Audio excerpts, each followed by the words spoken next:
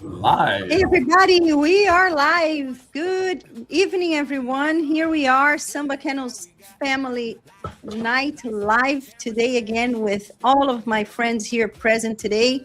Samba Kennels family, Vito from Samba Midwest. Welcome back, Vito. Samba Kennels Red River with Tony and Didi. Hi, my friends. Samba Kennels South, we have Lauren and Ryan. He's hiding there somewhere. And Samba Kennels, Florida. Good evening, Oscar. How are you guys doing tonight? We are doing amazing. Hey, doing everybody. amazing. Glad to be here. Glad to have you guys back. Let me hear about each one of you, how y'all's week went. And of course, good evening, everyone that's watching us. We have a few people already jumping on the live. And I want to thank everybody that's watching us on Facebook, YouTube, and Instagram. I want to see if you guys can please check for us. We're doing a little test tonight to stream to one of our branches Instagram. If you guys can please check if Samba South is always being streamed on her page, please, on Instagram, okay? If you guys can answer me. And in the meantime, I want to ask Vito, how was your week? Wonderful. The weather's been great. It's been like 60 degrees every day. That's pretty cool. Then here it's chilly too. And how are the puppies? How are the dogs? Good. Flex is having a ball. He's like a little pimp with his older bitches. I love how Vito is in love with Flex. That's awesome to see and know. And I'm sure he's giving you a lot of work and joy. Yeah, he's just big enough now where I leave him with some of my good girls. Great. Tony and Didi, how are y'all doing? We're good. It's been a week to say the least, but yeah, it's finally starting to wind down a little bit. It's been crazy. Doing wonderful. How are you doing? And Oscar, how are you with all those puppies? Guys, we just posted a video today of the litter from Samba Kennels, Florida, Nebula and Vitello. It's called, the video called Shake's Grandkids Are Here. It's my last video on YouTube. When you have a chance after the live, of course, please tune in and check out those babies because they are amazing, okay? Yeah, Oscar, how are you? I'm doing great. They're doing great. We just saw another one today. We did. Just 3 males and 1 female left available, guys.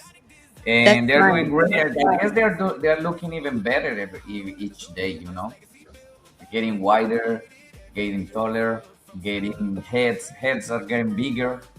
So I'm excited. They're really nice. Congratulations. You're doing an amazing job. They're, beautiful. You already delivered a few, right? We delivered like 4. Yes, we just delivered 3.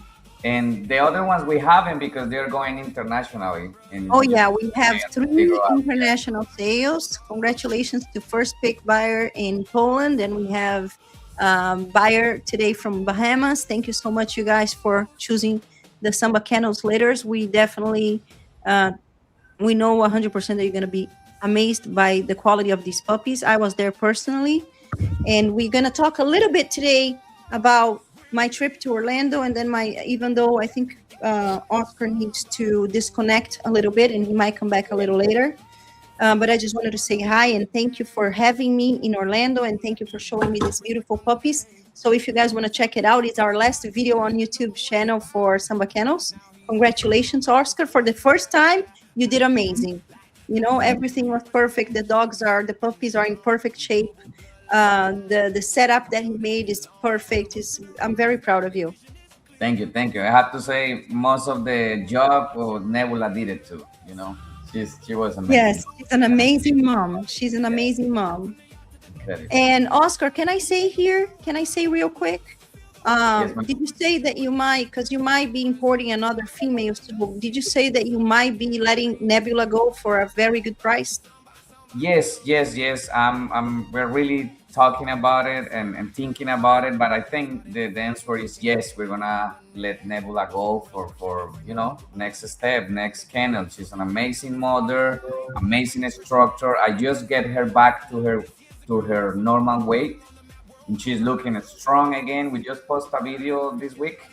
She's just pure muscle, pure muscle. Okay, so if you want to start breeding Brazilian bulls and you don't want to have to go all the way to Brazil and import and all of that, we already have an adult female that we might make available. So if you're interested, text me and I will go through all the details and we'll let you know, okay? Thank you, Oscar. If you need to go now, we can talk. If you can come back before the end of the live, that would be great. Yeah, of course, I'll be back. And if you want to know more about Nebula, also ask Vito. You know about that bloodline. Yes, bloodline. And she passed her bloodline a lot. She's amazing, mom.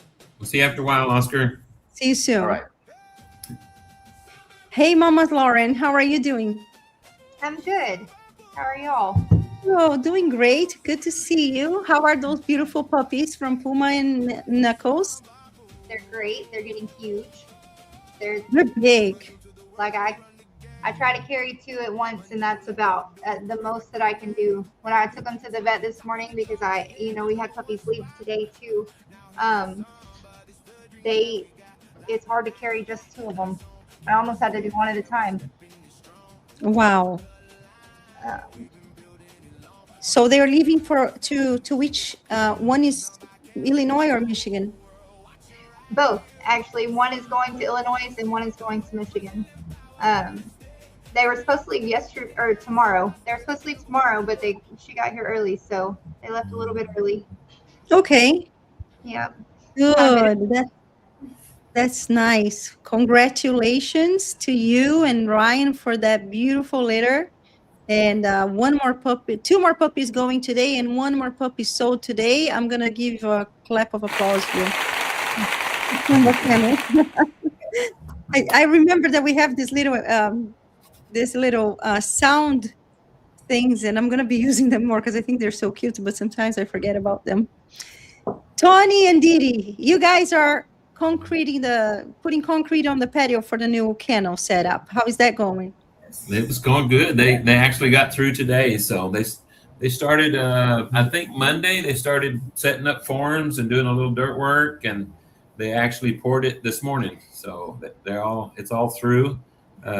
We added a 15 by 30 to the side of the shop, and then we're going to do the indoor-outdoor facility. Mm-hmm. The inside kennels are going to be 5 by 5 on the inside, and then the outside is going to be 5 by 15. Yay! You did 15. I thought you were going to do 10. No, we went 15. Yeah. There you go. You're not going to regret it. Give them plenty of room. Person, hopefully they don't say a whole lot in there. Our dogs run free all the time. It's just be easier during when we're gone, a little more secure, a little more safe. So that's good. I have to talk to Rodolfo, our Samba Kennels Brazil, because he just got a few females to send us. So I need some room. I'm going to be sending 1 to each one of the kennels here. Right, Rodolfo? I think I saw him joining. I hope he's watching. Hello, Rodolfo from Samba Kennels Brazil. Big hug to you. And we'll be talking soon to the Samba family because we need room now. Yeah, I think they'll be comfortable. It'll be good. And we're excited. We've got to clean up, make a little more room on the inside, get rid of some junk. That's good. It's going to be good. We're excited. You know what I love about this whole movement and becoming a breeder, and what I love to see in the new programs, in the new breeders, when you have dogs and you have, a program starting and you're looking forward to having a litter, or if you have a litter and now you have a little bit of ways to visualize what the functionality of your kennels. And I see all of the people that ask me for help and guidance because they are starting, and also seeing with you guys how exciting it is, because every one of you has plans now to do upgrades in the yard, in the kennels, or a little. Even Vito said the other day, I just did an upgrade in my yard, and he got excited. He said, oh, I gotta do a little something too. So it is exciting because this is an activity that pushes us to be out of our comfort zone. So at the same time that this is therapeutical because it's a hobby and we have the dogs. And I'm going to post some videos tomorrow because I had a few visitors here today, and I had all of my puppies out in the new yard, and my friend and her son and Manuela, my daughter, and me, we were just playing with the puppies, and it's called puppy therapy, and it's I very think healing. It's very it healing. is. I say that it's the best job in the world because you work with, not only you work with animals, and they don't know anything else than just give you love and ask for love, but also it pushes you out of your comfort zone to offer them a better situation, to and to have more functionality, and also to offer your clients happier, healthier minded dogs, because the comfort of our dogs also reflects a lot on how our puppies are going to be. So I always say I have smaller kennels. They have the ability to go in and out, which is great, but they are not big enough. Of course, if it's raining for a couple of days and they don't get out, they're not going to go depressed because of that. I feel bad because they didn't get out, but they still have a way to move a little bit. And I really, having that area for them to play, even when he didn't have the whole renovation thing, just having them having an area to run and to exercise their muscles, and to exercise their minds, is what I call decompressing them. You have to decompress your dogs once a day or twice a day, let them play. And seeing you guys talking about doing kennels upgrade, like Lauren said she's gonna do, you guys said are doing it, Vito said, and not only you guys, but I see a lot of people looking forward to doing kennels upgrades. And I love doing kennel upgrades and showing you guys what I do, because I think it gives you motivation. It gives us motivation when I see. Yeah. We talked about it several times, just here and there, just how neat, how nice it would be to have that room and that stuff, just so we can separate them, and feeding time and stuff would be so much easier. But it's just so easy to talk about it, and that seeing your place, and like you just said, seeing your place is like, oh man, we got to get started, we got to do it. So it's motivating, and we motivate each other, Yeah, absolutely. And mind you, I started just now that I did something like, when I did the shop was just the shell. The first thing that I did was the concrete upgrade, and then I put the kennel set up with the welding stuff, the metal fences, custom made, and then I did the insulation, and then we put the air conditioning. Slowly, little by little, we're getting there. It's not all at once, so don't get frustrated because you see these beautiful facilities.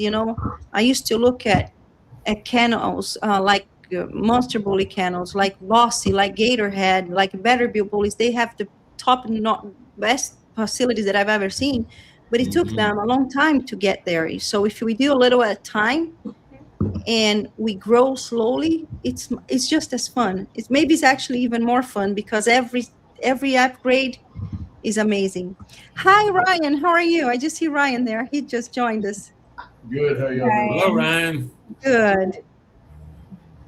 Well, welcome to the live. Ryan, he was for the first time participating in the dog show. How did you like that on Longview, Texas, Ryan? It was amazing. Was it a good experience? It was cool. Yeah, good company. We had good company. Yes.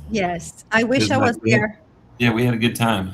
It was long. It was a long day. Both days it was very long. There were 7 shows.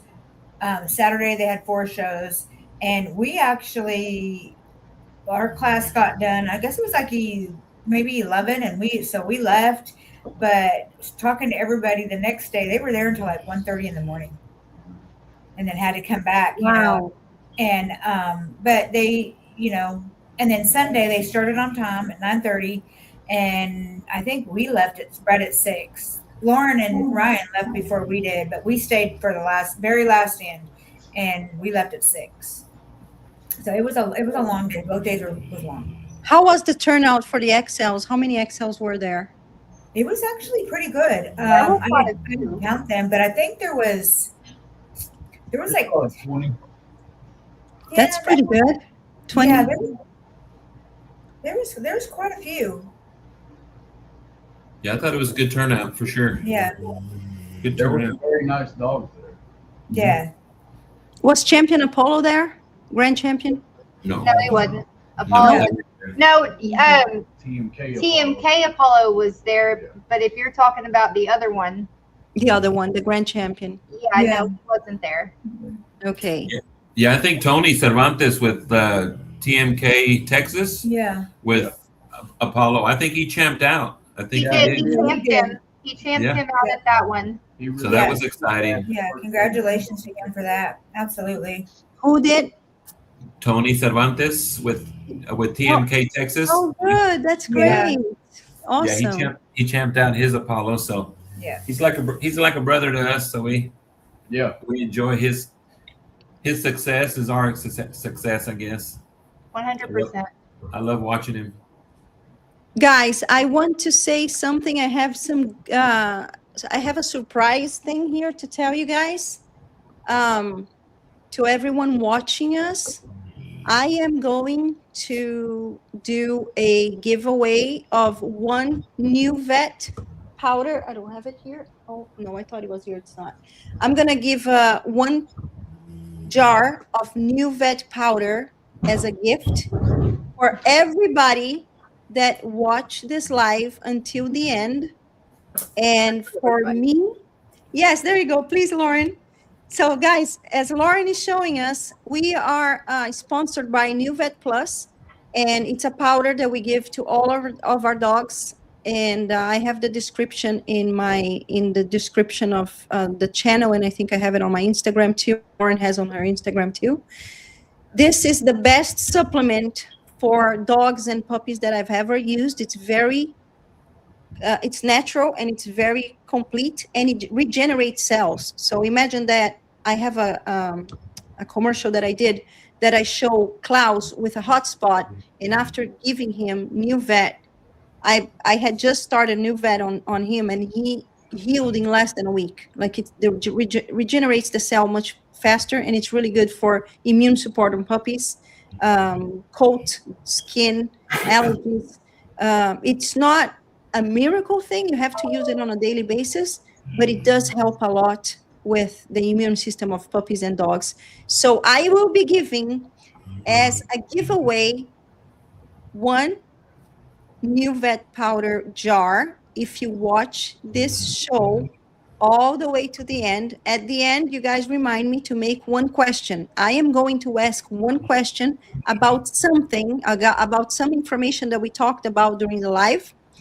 And out of the people that respond to us here on Instagram YouTube or Facebook, I cannot do it through Instagram because Instagram goes too fast and I cannot take track.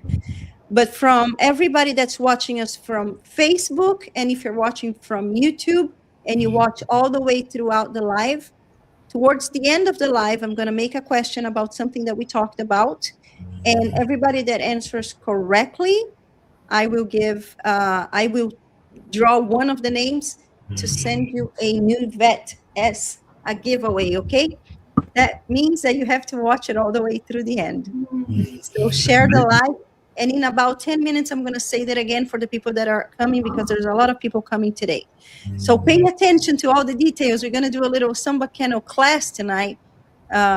So the test is at the end, and you can get a free jar of New Vet, because I love that product. And we're going to talk about the Brazilian bulls. Before I go into the Brazilian bulls, I want to say that this week we had the Cinco de Mayo show. Thank you, Buena Vista and Built Right Bullies, for inviting me to judge the Cinco de Mayo show for the Brazilian bull blood, or the Brazilian blood. So we had some dogs that were 100% Brazilian bulls, and we had some that were Brazilian bull blood, meaning half daughters and sons of half and half, 50-50, so half American, half Brazilian. And that was very nice. I met a lot of people there that I've already knew. I met a lot of new people. We had a great turnout. There was more than 150 dogs lined up there. It was a great turnout. Thank you again, Buena Vista, and Riri from Bill to Right. And I love going to California because the weather there is always nice. I also, Heroes Kennels, they were there, they interviewed me, and I told them that they're going to be guests on our live show very soon. So Nice. Jason and Hillary, I thank you for the interview. It's always nice seeing you guys. They're the sweetest people on earth. And I can't wait to have them here to have a talk with us from Heroes Kennels. They have an awesome job. That's something that I would love to do. Just go kennel to kennel and do interviews and look at all the dogs. Plus, they have a beautiful life story that I want them, if they want to, of course, to talk about, because it's so motivating how the dogs just, that the dog saves a lot of people, and the passion for dogs, and of course God above everything. But Absolutely. you have a beautiful, beautiful story. I also want to thank Kat from Bossy Kennels. She hosted me when I was in California. She invited me to stay at her house. Kat has amazing dogs. I was there at Bossy Kennels. I've been there a couple of times. This was my third time, and we have a great relationship. I still think that no matter if you like her or her dogs, or if you don't, because unfortunately she's up there and she's targeted all the time by haters.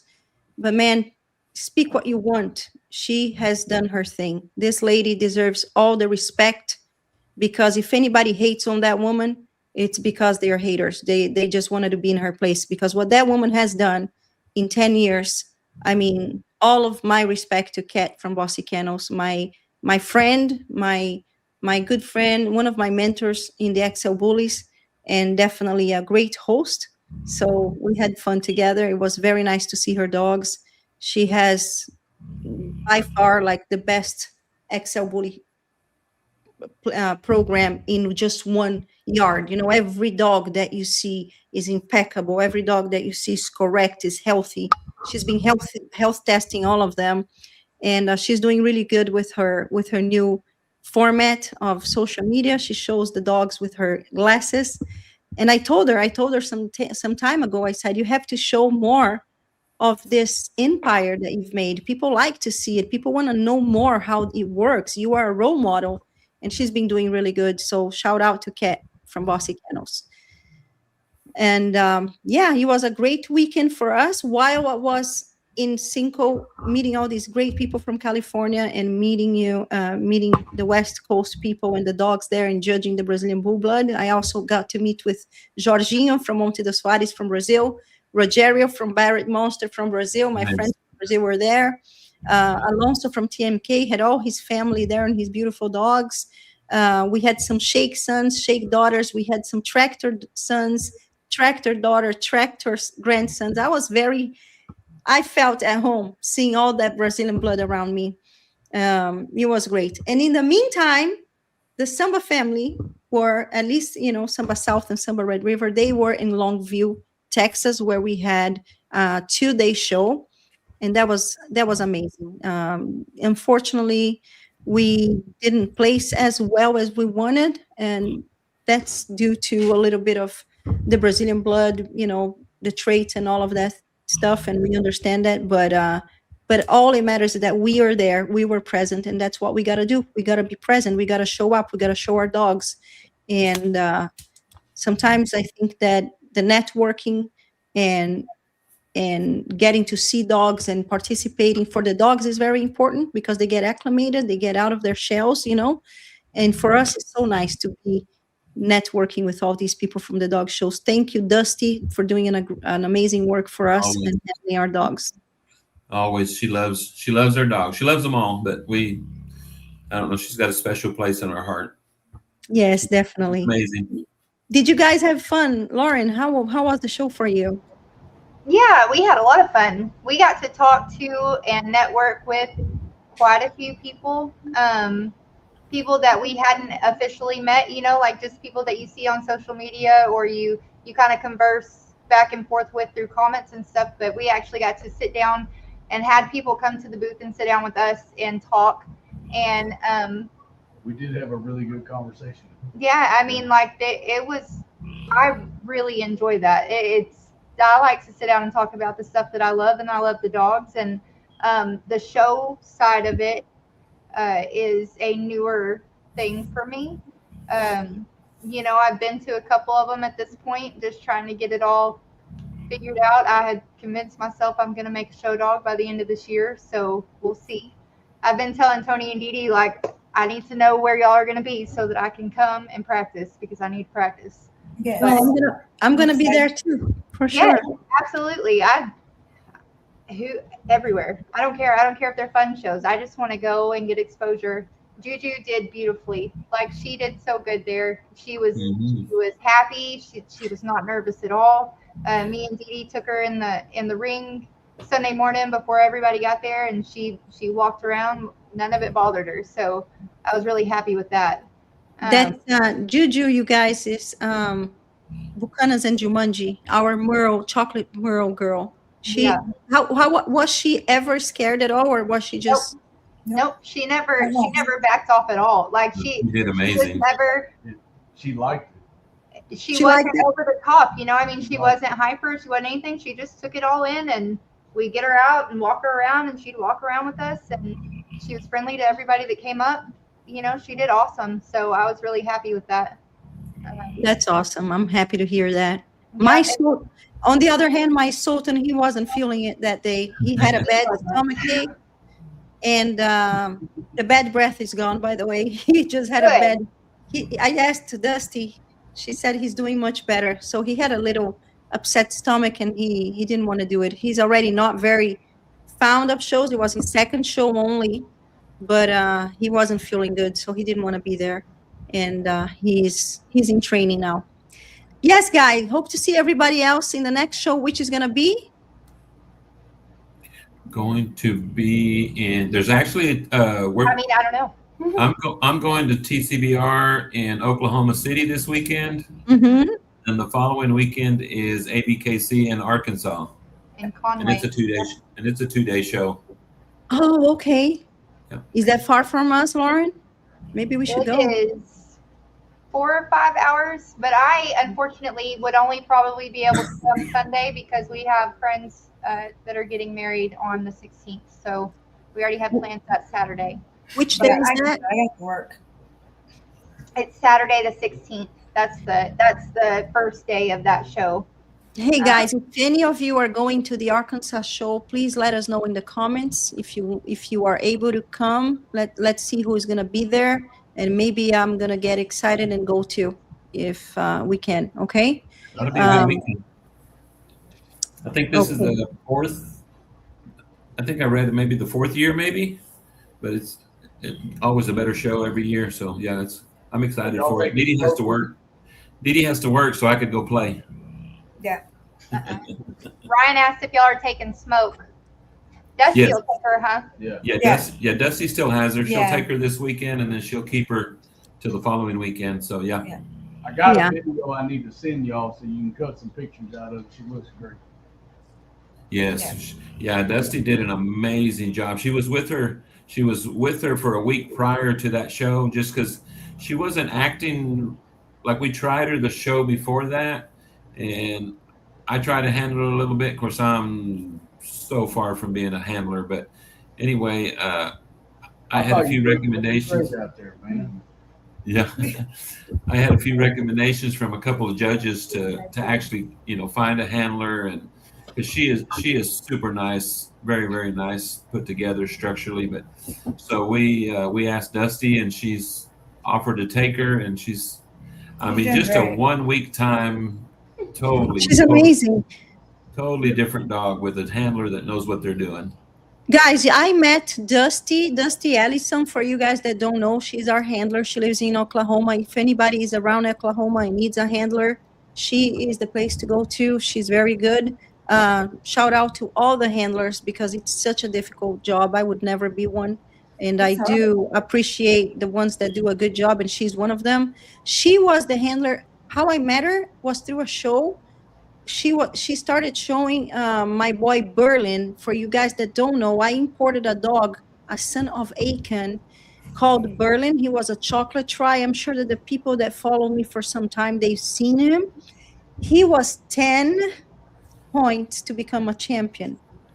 And I screwed up. I sent him to Mexico to a person that told me that he was going to continue champion him out and finish his championship in Mexico. And we were going to co-own him for some time.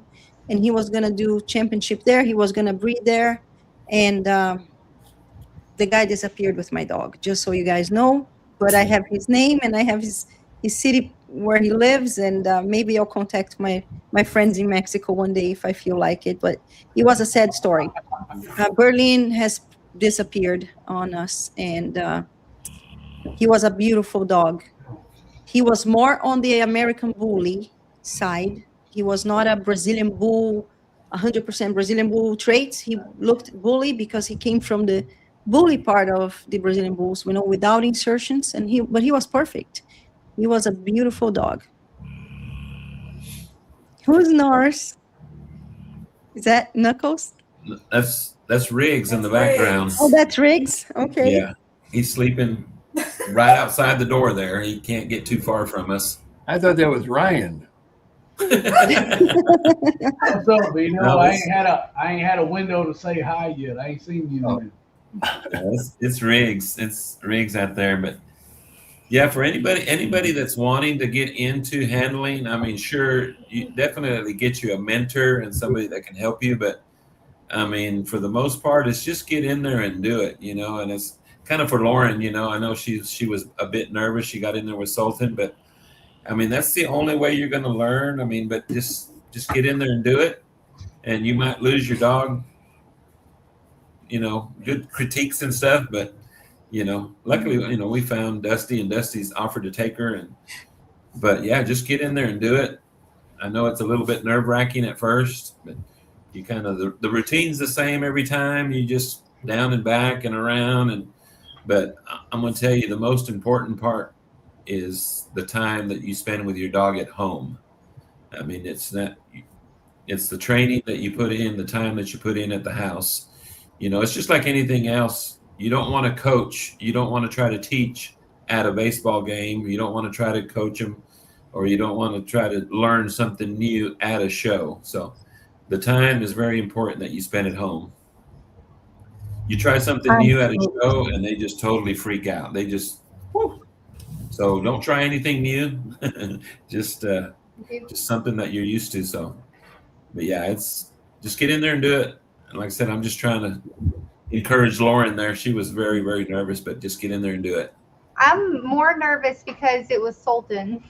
I didn't want to mess anything up. No, hon. It's okay, especially because the thing is, Lauren, you should have, like, when you're starting, not just you, Lauren, but anybody that wants to start handling in a show ring, it makes it a lot easier if you get a dog that is comfortable and already trained. Sultan he's still a puppy and he's getting used to it. If you go with one of your dogs, or if you go with a dog that is already trained, I think you're gonna kill it. You're gonna kill it, because I saw Lauren putting her hands on Sultan here where he's comfortable, and she killed it. Imagine if she has a dog that actually cooperates with the work. It's harder when you have a hard dog. You know what I mean? He was trying to get it together. He was happy with me. It was just he wasn't happy with the entire scenario. He was super feeling bad. Anyways, he wasn't feeling. He ate something. He wasn't probably feeling good, and it wasn't a good day for him. Yeah, I am going. The first day was he did really, really well. I mean, I was surprised from the Shawnee show to the first day, Saturday, he did amazing. And then, like I said, the second day, I don't know, it's just something. Just woke up on the wrong end of the bed, I guess. We thought for a minute, something about the breath. I thought, well, maybe he's got an abscessed tooth or something and it's hurting. He was kind of in pain because he had wanted no part of it. It didn't matter. Apparently not. It was something that he ate because the handler said that he's doing amazing. So Well, that's good. I was a little afraid he might have a toothache or something, you know, that me was too. bugging him. So that's good news. I am going to post some comments here while we start our live topic. I have a fly here bothering me today because I have the outside is the door here. I'm not inside the house. My office is right connected to the garden, and I left the door open today to air, but there's a whole bunch of flies came in as usual here. It's getting hot. Old School Nick, happy Thursday, Samba fam and Samba community followers. Happy Thursday to you, Old School Nick. He's always here with us. It's so nice to have you back. Jen T 2265. Hi Jen T. Thanks for watching us. American Bully. Hi, Samba Kennels from New Zealand. Hello, New Zealand. Oh, talking about New Zealand, Australia, and international. We are really going deep on this project for the Brazilian Bull worldwide Samba Kennels chapters in other countries. Okay, or we're gonna be launching the packet probably by July, and the applications will be, so get your stuff together, you guys, because it's gonna be selective. We're gonna be doing we're gonna be selecting kennels from all over the world, in probably one in each country, to become part of the Samba team and to represent Samba Kennels. There's going to be, of course, a fee. It's not going to be, it's a name, it's a brand, but you're also going to have a lot of benefits, because we're going to offer you within that fee. It comes with benefits, including access to dogs of our program. Okay, I should say it that way. And but of course, there's going to be a lot of it's going to be strict selection. We have guidelines, we have protocols that it needs to be followed. So we want to make sure that we have the best people with us to represent our name. And this is it's not going to be fast process, but get your stuff ready if you want to participate and become a Samba Kennels branch in the country that you're in. There's not going to be two in the same country, with exception of United States, because here we kind of like we are the crib of Samba Kennels. This is, where we the headquarters is, so we can manage better, but we're only going to allow one for country.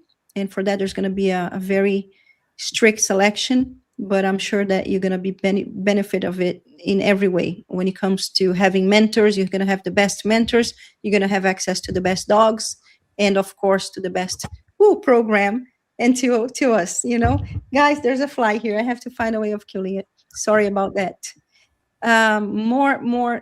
I love to read these notes. Good evening. Much love and respect from La Familia Legacy Kennels. Thank you, Hector.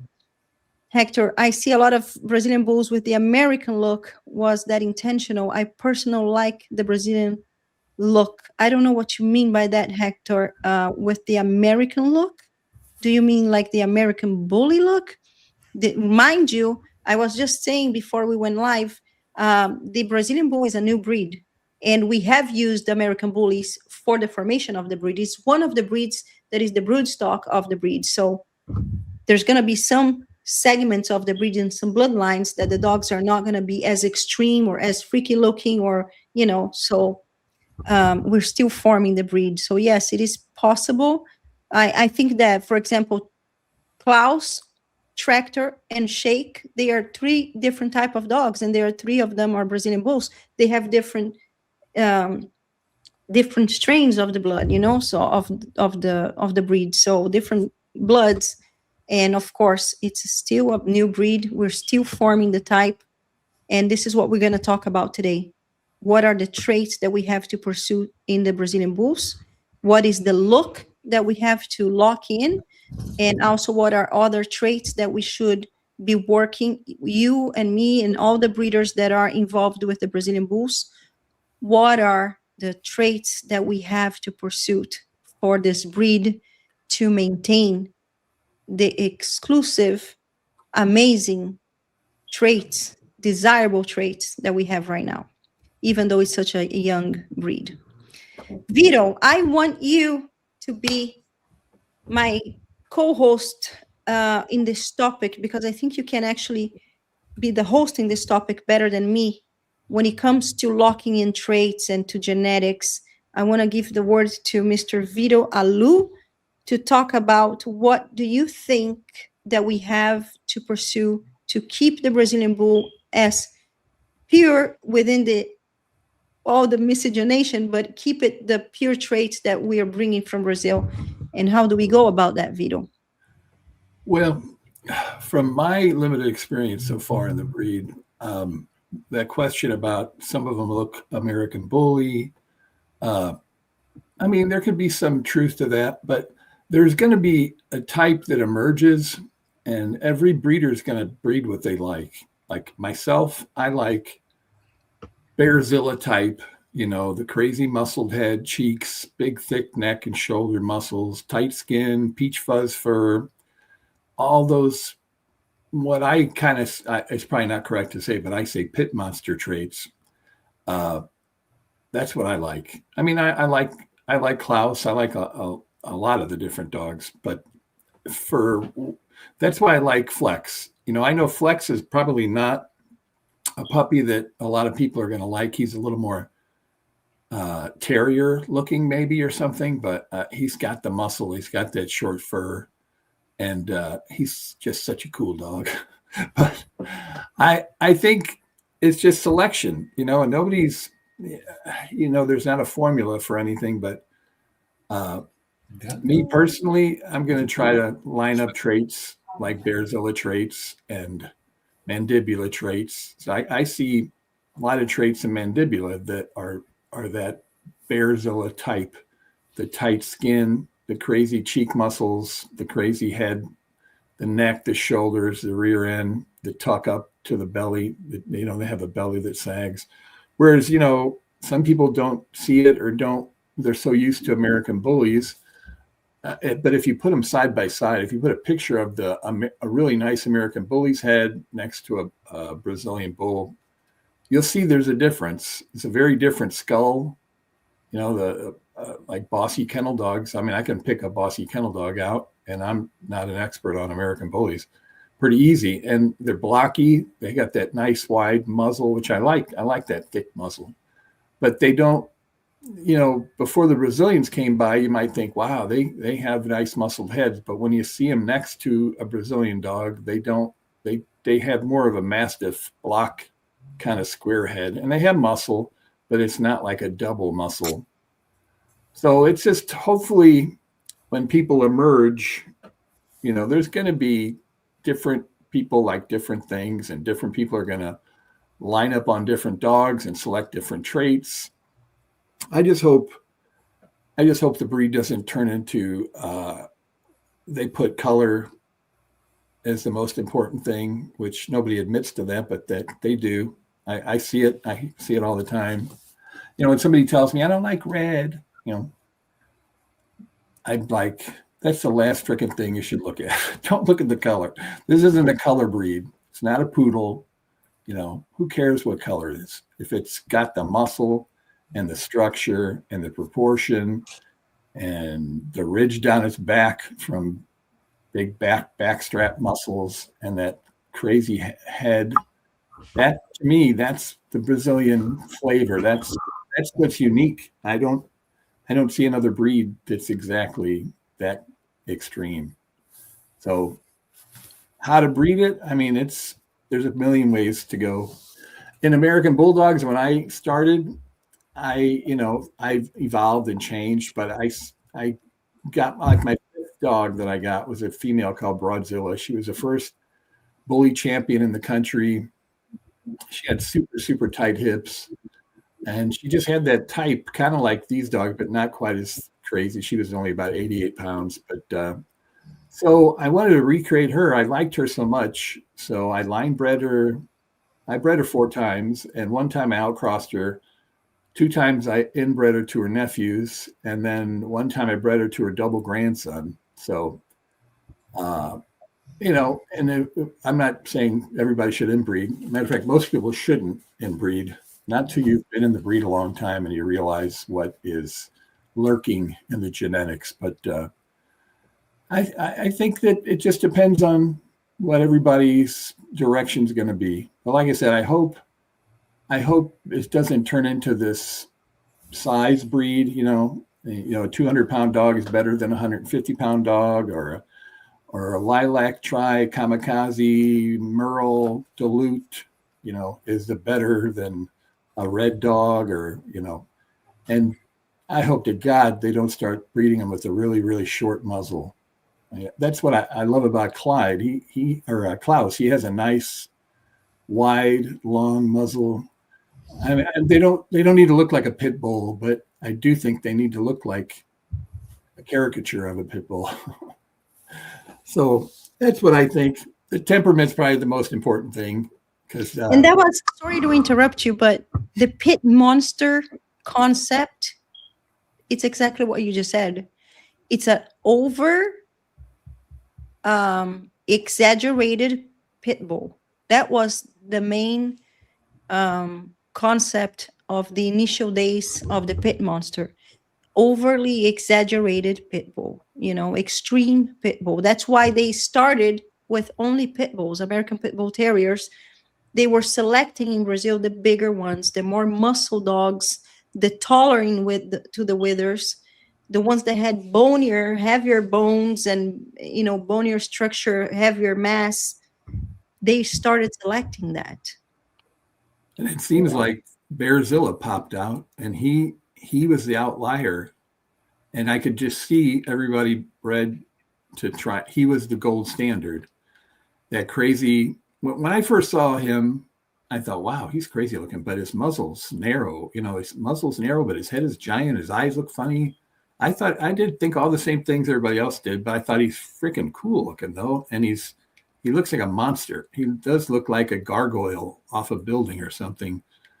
And I see that's what people, Mandibula and Shake and Tractor, and all of them have that, some formula from him. They may not be clones of him, but they have that tight skin, no wrinkles, That's the thing I caution, I worry about, is people selecting too many bully genes, too many bulldog genes. And I'm not talking American bulldog, I'm talking English bulldogs. Even though I think that's the big difference between a lot of American bullies and Brazilian dogs is Brazilian dogs have English bulldog through different breeds, but it's probably a smaller percentage. Whereas I can tell, the American bully has a lot more English bulldog than people think. I think it doesn't have the undershot and that really smashed in face, because the mother usually was always a pit bull type dog, whereas the father would be the English or whatever. Just a second.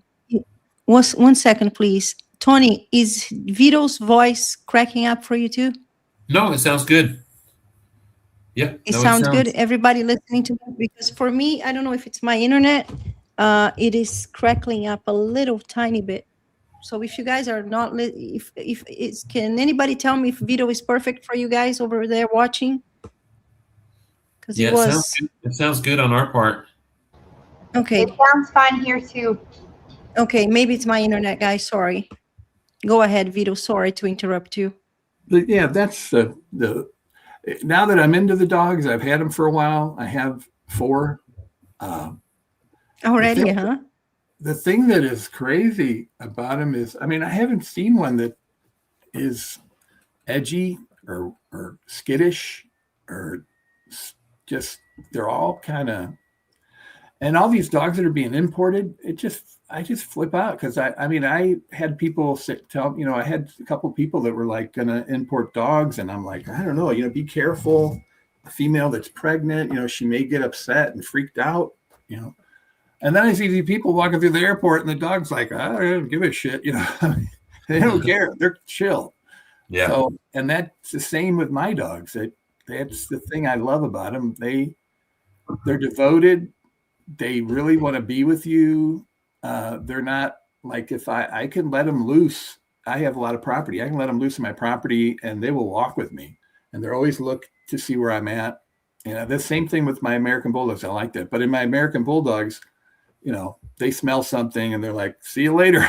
I'm running after that. You know, I like a devoted dog that wants to be with you. And that's the thing. The Brazilian Bulls, so far, all the ones I've encountered seem to have really a great temperament. Matter of fact, I scratch my head and think, where did this come from? Also with American Bullies, I haven't seen any American Bullies that are hyper weird or super aggressive or growly or skittish. I haven't seen. I'm sure there's always going to be some, but you know, at the Nationals and all the American Bully shows I've ever been to, it amazes me that people. There's no fights. There's no blustering. I was at Nationals, and at the very end, I heard two dogs explode. I looked over, and it was two Frenchies. It wasn't a American Bully. So those are the things I think that are going to be the most important. Yeah, I just wanted to add. It's Vito. You said something about. Sorry, I was muted. I just wanted. I was just going to say something about the American Bullies. You mentioned something about the difference in them, and you know that's one thing for sure, that there's two different standards, so it's kind of hard to compare the two. You either like, for me, you either like the American Bullies or you like the Brazilian Bulls. We of course, there's us. We love the Brazilian Bulls. That's what we're looking for. That's what we want to breed to. That's going to be our style of dogs here at Samba. You know, that's what we want to breed. Nothing against the American Bullies. I mean, we have two that are half and half, and they did great breeding them too. But it's just a choice. I mean, we have fallen in love with the Brazilian Bulls, and that's what we choose to do here at Samba. So it's hard to compare the two. So, you know, I just kind of wanted to mention that, you know, there's people that are going to love both sides of it. So, you know, I just wanted to mention that, you know, because it's what we fell in love with, you know, with the Brazilian Bulls. You know, like you said, the big heads, the cheek, the Most definitely. You know, the tight skin, the muscle definition for sure. The temperament. You know, I always mention our grandkids. If I seen any, what am I trying to say? Any aggression whatsoever with our grandkids, they wouldn't be here. I mean, and if you could see when our grandkids show up, the way they come to life, they almost. Sorry, guys. Got a little alert. You gonna turn that one off? Sorry about that. We had a little Amber Alert. Yeah. Yeah. We all had Amber Alert. Yes. At the same time. If they showed any kind of aggression whatsoever towards the kids, towards the other dogs, towards anything and everybody, we would not have them, you know, and it's what we fall in love with. But I agree with you. I think it's on both sides, the American Bully and the Brazilian Bull. So, you know, it's what we've decided and what we fell in love with, and that's the route we've chosen to go with. And not to mention, very good. Yeah, I believe too that these dogs, the temperament is what caught me, you know, to get away from dogos. Not that the dogos that I had beautiful temperament, but they are high maintenance. They are. There's a butterfly here now. Oh my God. Creatures. There it is. Yes, a whole bunch of creatures here today.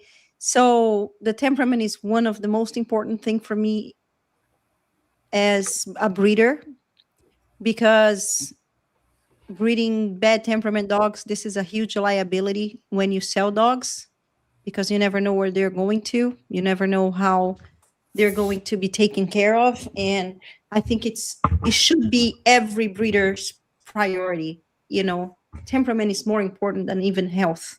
And I can prove that to you, you know. If I ever sell a puppy with a heart problem, a heart failure or something, and something happens genetically, I can always replace the puppy, you know, or, you know, it's not going to hurt anybody if the puppy ever fails to live. Now, if you sell a dog, might be the most gorgeous dog, the most beautiful dog, but the healthier dog, but that dog bites your kid or kills the neighbor's little chihuahua or whatever, that's absolutely a no for me. So, for me, temperament in dogs, especially when you're a breeder, there are people that breed dogs that have for guarding dogs, they need to be more territorial, but they still have to be balanced.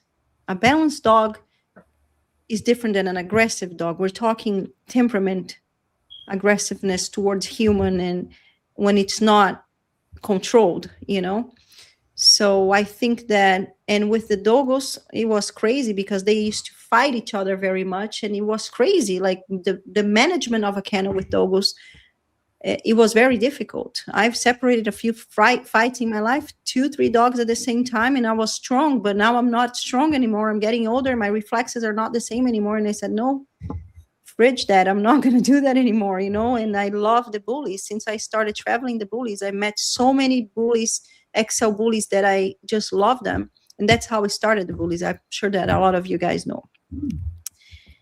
And let's talk a little bit about, other than temperament, I think that one of the things that we have to try to pursue in these dogs, to keep these dogs with the biggest head of all breeds and the most explosive muscles in the head, I think that's the main trait of the Brazilian bulls. The head size, the head expression, the lines, not only on the head, but on the body, the muscle lines, the contours, like Didi said. Where's Didi, by the way? She's on the sidelines here. She's just listening.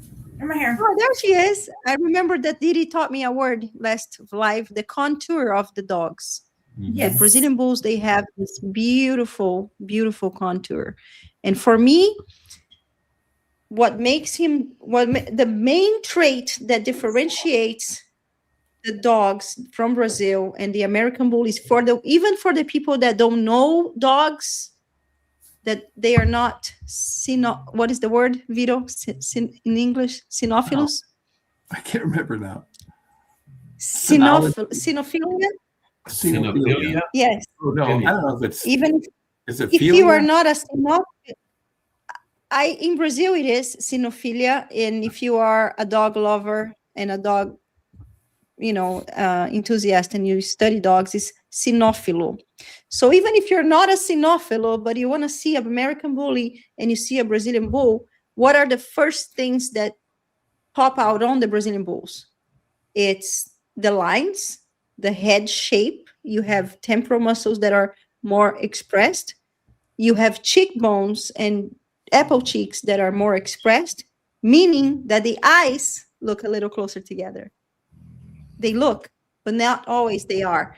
And the neck, they have huge necks, and this is one of the main traits. We call it cupim. Cupim is what the bulls have here. What is that part of the bull? The hump on a bull? That big thing that a bull has. What you would call it. I know what you're talking about, but I don't know what you would be called. I call it a hump neck. Well, Right. there's the hump neck, yes. And the rear, they have, and the waist, they have a waistline instead of being round, and the rear, they have amazing rears too. So we have to keep that, And Lauren, are you there, mamas? Can you hear I'm me? here. Yep. I was looking up I what think my connection is bad because what's a word. I see of you frozen a little bit. Yeah, you're freezing up, Yours and then keeps getting fuzzy. I was going to say you get really blurry sometimes. I think when you back away from the camera too far, it gets really blurry. Say that again, Tony, please. I couldn't hear you. It seems like every time, like if you sit up and back up from the camera, it gets really blurry. Your picture does. When you back. My internet connection is bad because I'm. I put boots in there. I got you. Yeah, we lost you there for a minute. Yeah, I think it's your connection, Mama. Yeah, my connection is not very good. And Lauren, Lauren, Yes, I was ma'am. gonna ask Lauren. No, it's just your turn to tell us what are the traits that you think that we should make sure that we pursue while breeding the Brazilian bulls to keep the Brazilian bull looking like the Brazilian bull. I mean, I think that it's hard being the last person to come to because everybody covers it so well here. But I think that probably the other thing that I would throw in there is that we really need to focus on their feet. A lot of Brazilian bulls have like finger toes. Sometimes they get a little easty westy. You know, I think that regardless of how big they are, and sometimes the wider chest makes their feet set out a little bit more than they would if they weren't as, you know, close together maybe. But I think that we really need to focus on that too, and the angulation in their back legs especially. A lot of American bullies that I see have really straight stifles, and I think that all of that is important in helping a dog stay healthy and move correctly and be able to be a dog. I mean, I don't think that at any point we should breed. I agree with Vito. These overweight, huge creatures that just lose the ability to get out in the yard and run and play and do all the things that we love them for, which is be part of a family.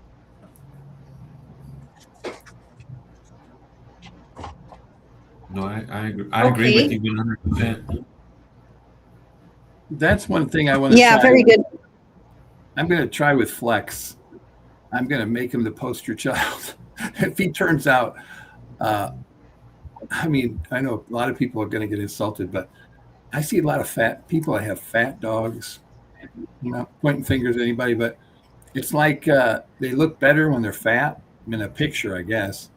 But I think if somebody took one of these Brazilian bulls and really, and what us old pit bull guys used to call a keep, where you're feeding it, you're working it out a certain way, and you just get them in, because they have a lot of them, like mandibula, and all these dogs have crazy muscle just being couch potatoes. They're not doing it. I don't think anybody's putting them through a keep or working them out or anything or feeding them to keep them low body fat. In American Bulldogs, we went through a whole big phase where if you went to a dog show and your dog didn't have any, like the last two ribs don't show, the judge would say your dog's too fat. You're not going to win. I don't think we should do that, but I do think some of these dogs are too fat. Even like, Ari's going to get mad, but my favorite picture of Shake. I said, "Oh my God, I love this picture of Shake." And she goes, "Oh, he looked terrible. He's so skinny. We just got him. He was skinny. He was eating on like next to his thing, but he looked as big everywhere except his waist was thinner, and I could see his torso had less fat." And to me, when you get a dog that's in really good shape, that's got that genetic muscle, that sinewy, high twitch, fibrous definition of muscle, like I don't think mandibula's fat here, but you can see he's got a waist. He doesn't have some of these freaking dogs I see at shows, they look like me. They look like I got a beer belly, hangs down 3 inches. I'm like, what? Yeah. And even Millie, she's a chow hound. I don't know. I have to separate her and start feeding her different, but she's got a belly. Whereas my dog, Ella, she's just amazing. Like her, I can never, in a picture, I can never show it, but she's just shredded. And I mean, she's got a thin waist. Even when she runs and takes off, it's like that muscle, it's like she's flying. She just is overpowered. Yeah.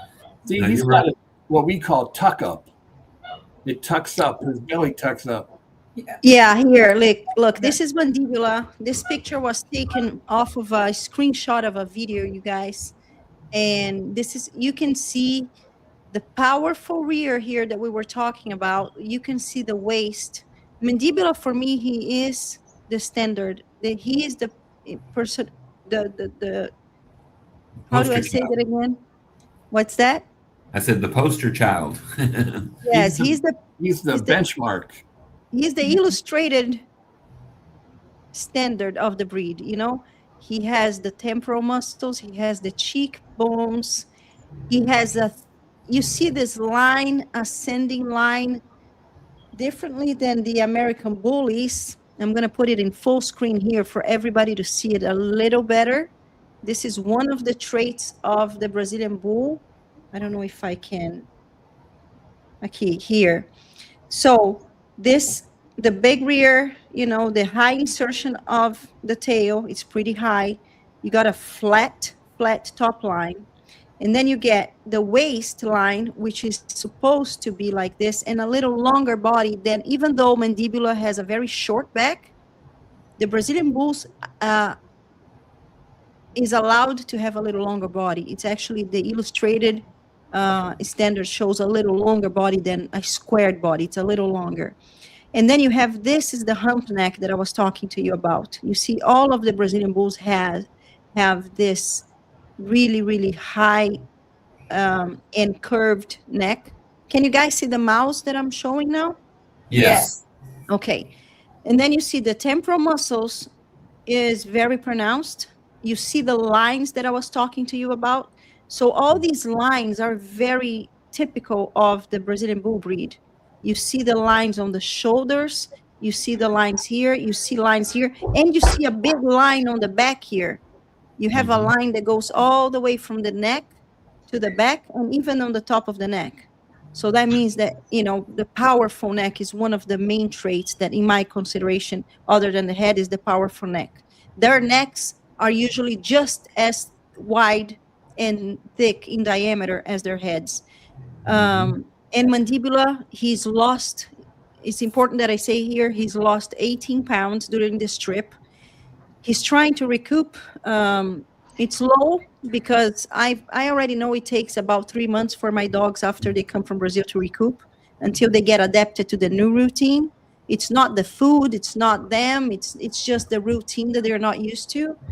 And I just measured Mandibula's head. He has a 27.5 head, you guys.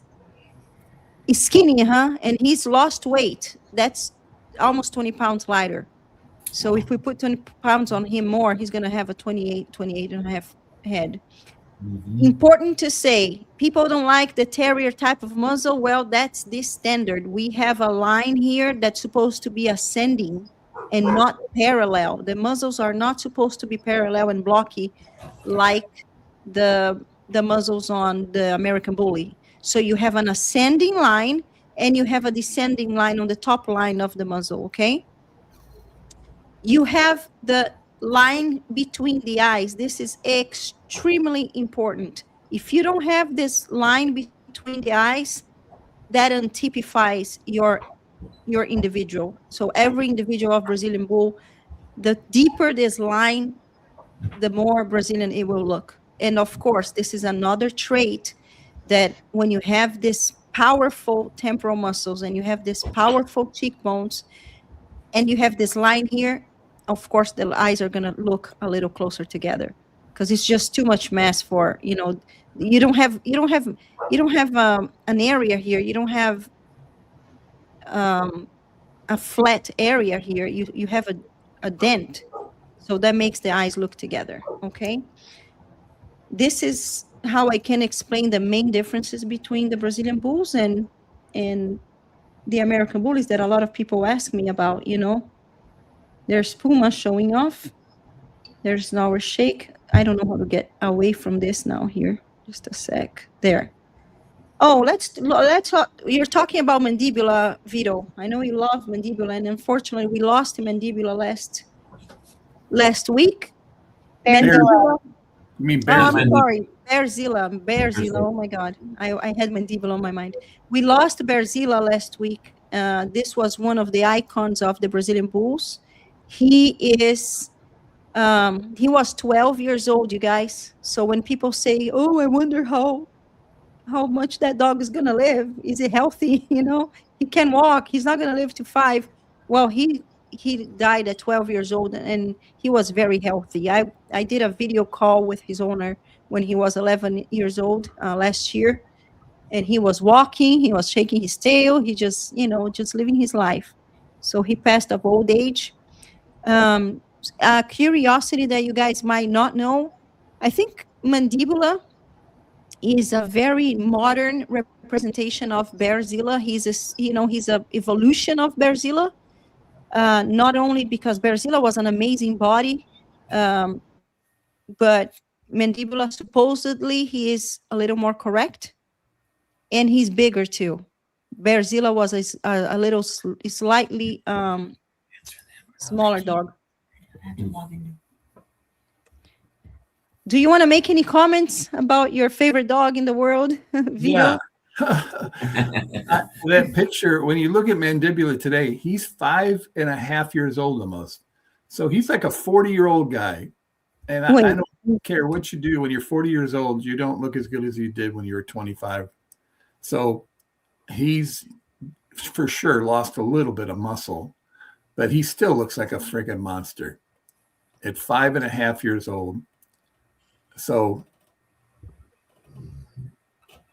yeah, he has presence, right? He has a lot of presence, and he has a lot of drive. And it's not just the picture, because everybody thought that this picture was AI until I posted this, you know, sorry. Yeah, this one. This is the one. Until I posted this, everybody was saying that I did an AI picture. You know, it was just a screenshot of this video, and I asked ChatGPT to enhance the quality so people could see the details, because this video was really dark. You know, I would say that this breed is the gladiator of the breeds, you know. No, he looks so good because of that handler.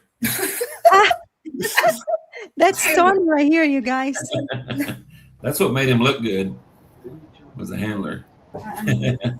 Hey, we have Sumo Bulicanos in the house. Hi, my friend.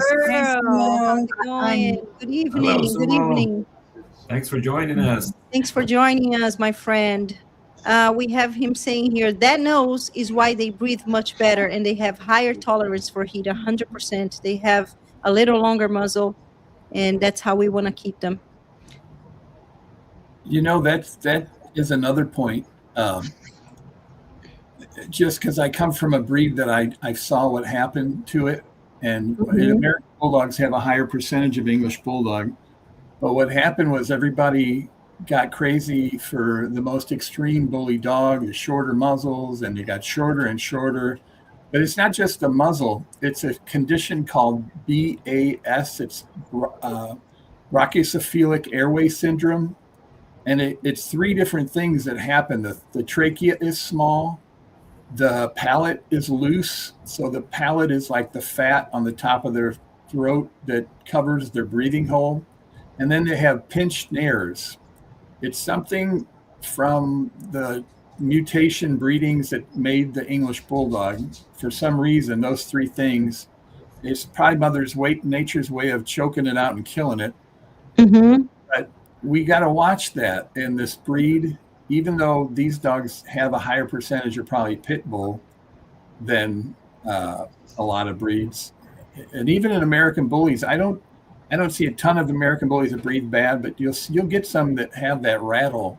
They're not even doing much, and you can hear the rattle. I see it more in the pockets, but than the big XLs. But I hope people don't start wanting to breed this dog to have a super short muzzle or have too much of a sour mug face.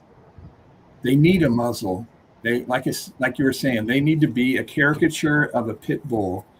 They need to be a freakazoid monster that is imposing, looks like just a creature. And then they just need to be the sweetest freaking dog on earth. So I think that's what the success of the breed is. This is our beautiful smoke show from Samba Red River. She is looking so good. She's amazing. And you know what? The judges said she needed to put weight on, but I'm with I agree with Vito so much. I disagree with that because she looks phenomenal. She's only 13 months old, 14 months old. Yeah. You know, she's only 14 months old and she looks amazing and she's still gonna pop like crazy. I agree with you, Lauren. No more weight. No more weight. They tell us that all the time. She needs to put on weight, and we're like, nope. It's too hard on their soft joints, ligaments. You know, her bones haven't really fused together yet totally, and they can keep saying it, and I'm just going to keep doing what we're doing because I think it's working. Well, she's 94 pounds at that show. Yeah, is what she weighed. So this beautiful blonde here is joining the Samba team handler team because she's going to be the next handler for Samba Channel together with Dusty. I'll get it figured out. Yes, you're doing great. No, definitely. There you go. This is a great representation of the breed, the head type, you know, that we were talking about. I mean, the temporal muscles on this boy and the cheeks and, you know, the shape of the muzzle. I just think he's perfect. I've always thought, not because it's mine, but he's perfect. You know what else is nice about him? Is the ears, the ear crop? No, the width of his shoulder set, his width of of the dog from the front. When you look at him like that, it is not. He's not exaggerated. He's not. Yeah, his width comes from a mass of muscle on the side of his shoulders, not from thrown out. I call them thrown out shoulders. It looks cool in pictures when you get a dog that's really wide in the front, but a lot of dogs, not all of them, but some of them, they get elbow dysplasia from that because that's not a natural way. The dog's elbow should be up underneath them. And see how his elbows are underneath him. They're not to the side. And you get a 120 or 140 pound dog that his shoulders are thrown out. He's going to get elbow dysplasia, and probably by the time he's 6 years old, especially the way these people feed their dogs, get them to 150 pounds or whatever, they're going to have issues. And that's where he is super nice. Like he has got his legs up underneath him. No, he's very sound. If you're interested in dog shows and being a great dog show, you know, a great dog for the ring, the dogs with their legs up underneath them move good. You'll never get a dog that is thrown out shoulders that's going to move good. He's going to move like a bear or like, you know, all dogs, performance animals, they have what they call a single track. So the faster they move, if you were to see them running like across sand, you'll see the paws where they hit the ground go what they call single track. They come in almost on a straight line. And you can't do that when your shoulders are that wide. So you got a wide track. So it's a very inefficient movement. I mean, these dogs aren't going to ever be like a bird dog that moves really perfect. But you want them to be as healthy and tight and athletic as possible. 100%, I agree with you. And another thing that makes the dog not move as well is the wide spread. You know, the wider the spread, the more unbalanced the movement. And usually dogs that have a wide spread have what? Who can guess? Elbow dysplasia. No. A shallow chest. No. The wider the spread. Oh. Yeah, sometimes they have a shallow chest, but that's not. What is the unbalanced when you get a wide spread? Small rear. No, but a high rear. High rear. Almost all dogs that have a wide spread, almost, not all of them, but usually when you get too wide of a spread, you get a higher rear, you guys. So, you know, it's almost like you can't have it all. I'm sorry. You know, if you give in one things to get other better, you know. Yeah. So Well, a I want lot to of back. these dogs, they're wide. Someone said bad feet. If you get widespread, you get bad feet. Sometimes, but I mean, I have one example here that I have amazing spread and I don't have bad feet at all. I'm going to show them to you right now. But every rule has its exception, and I think this is an exception.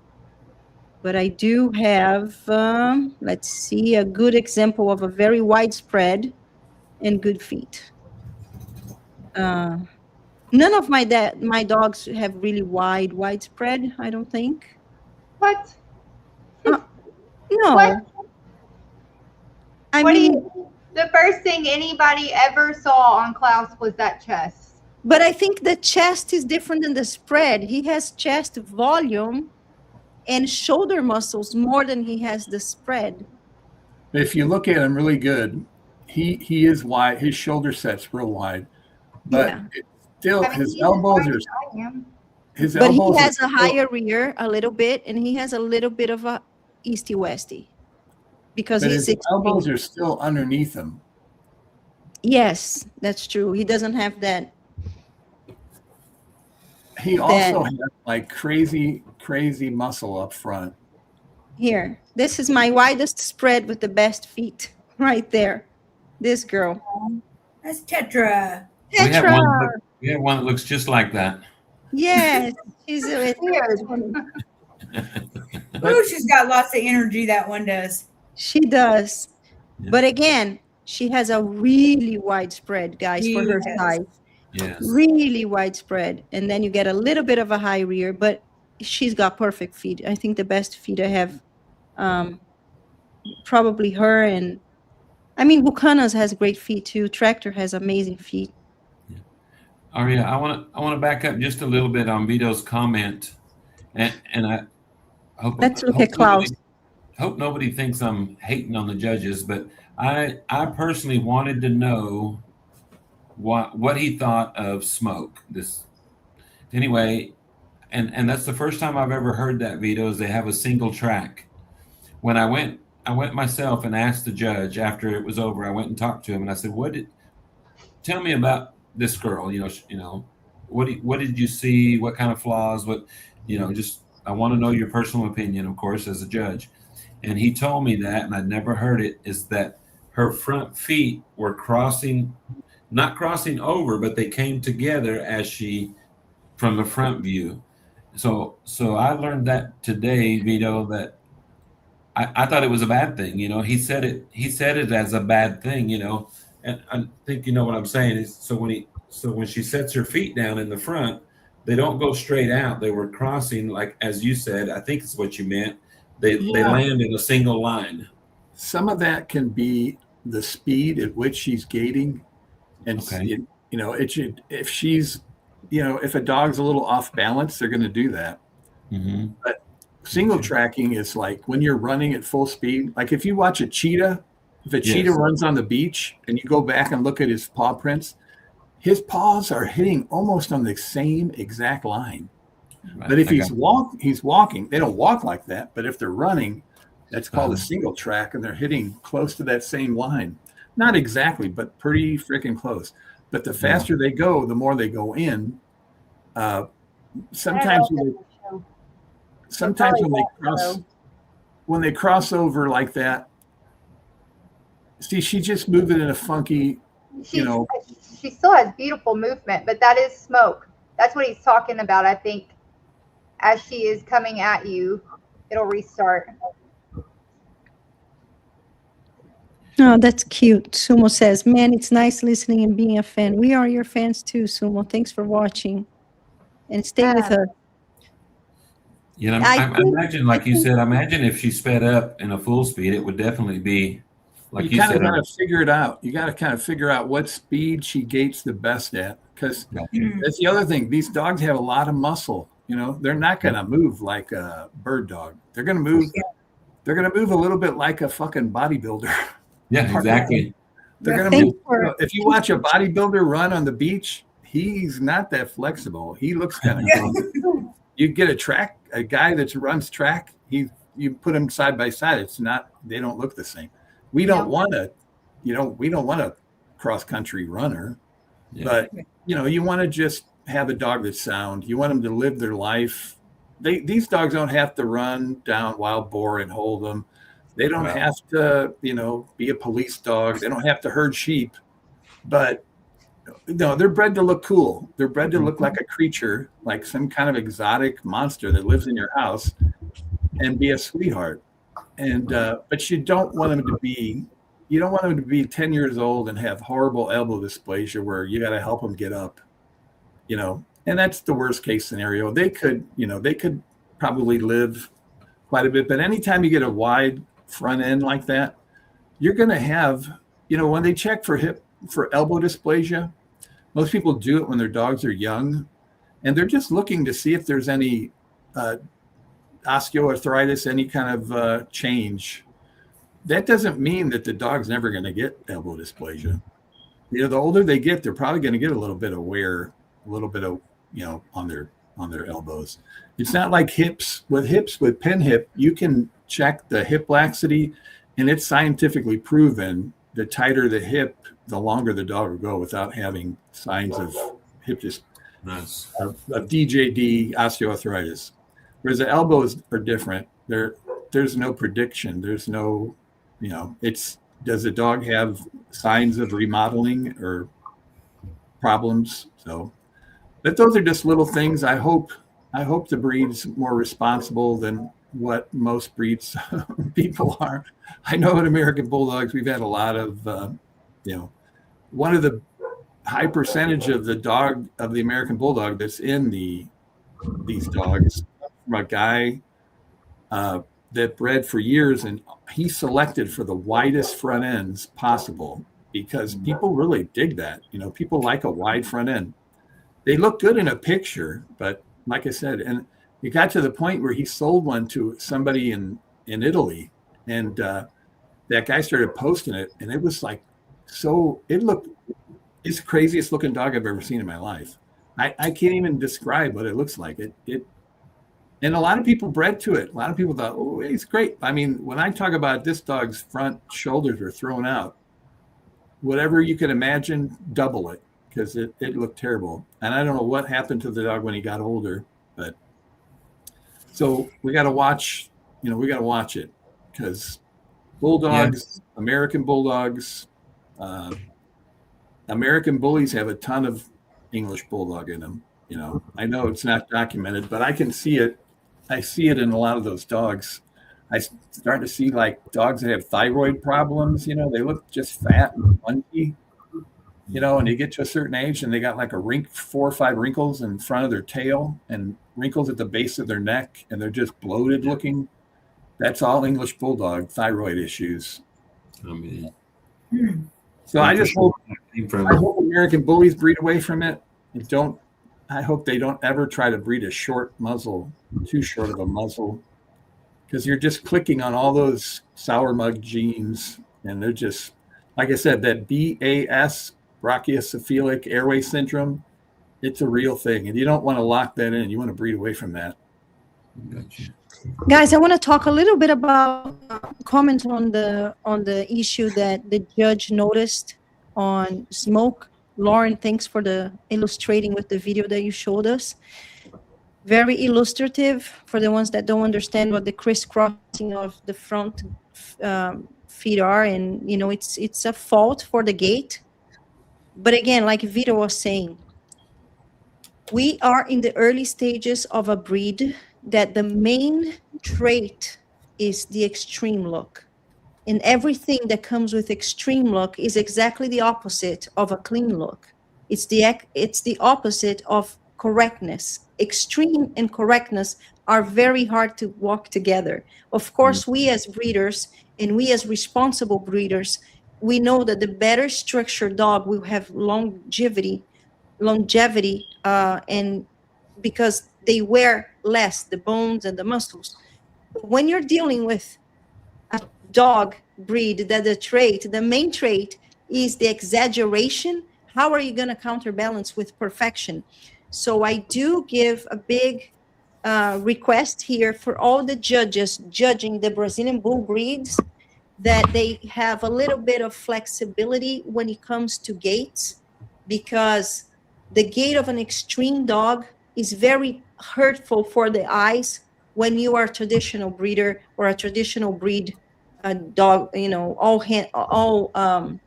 rounder judge. All rounder means that you judge all breeds, or that you know most groups of breeds and you're a specialist. And when you're judging in a dog show ring, you, and this is for me because I come from a traditional breed where structure is, you know, almost everything on a breed.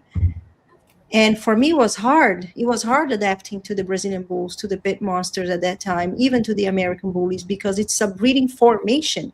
The American bullies in structure, they are far ahead when it comes to formation. They've been doing it and perfecting it for longer. Now the Brazilian bulls has been there for so little time, and we still have a lot of time to correct it.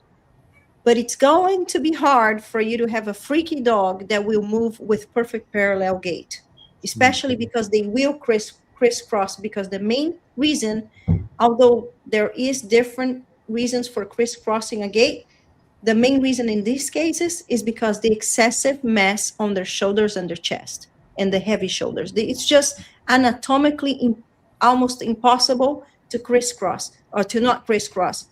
Especially depending on the, you know, how the balance is.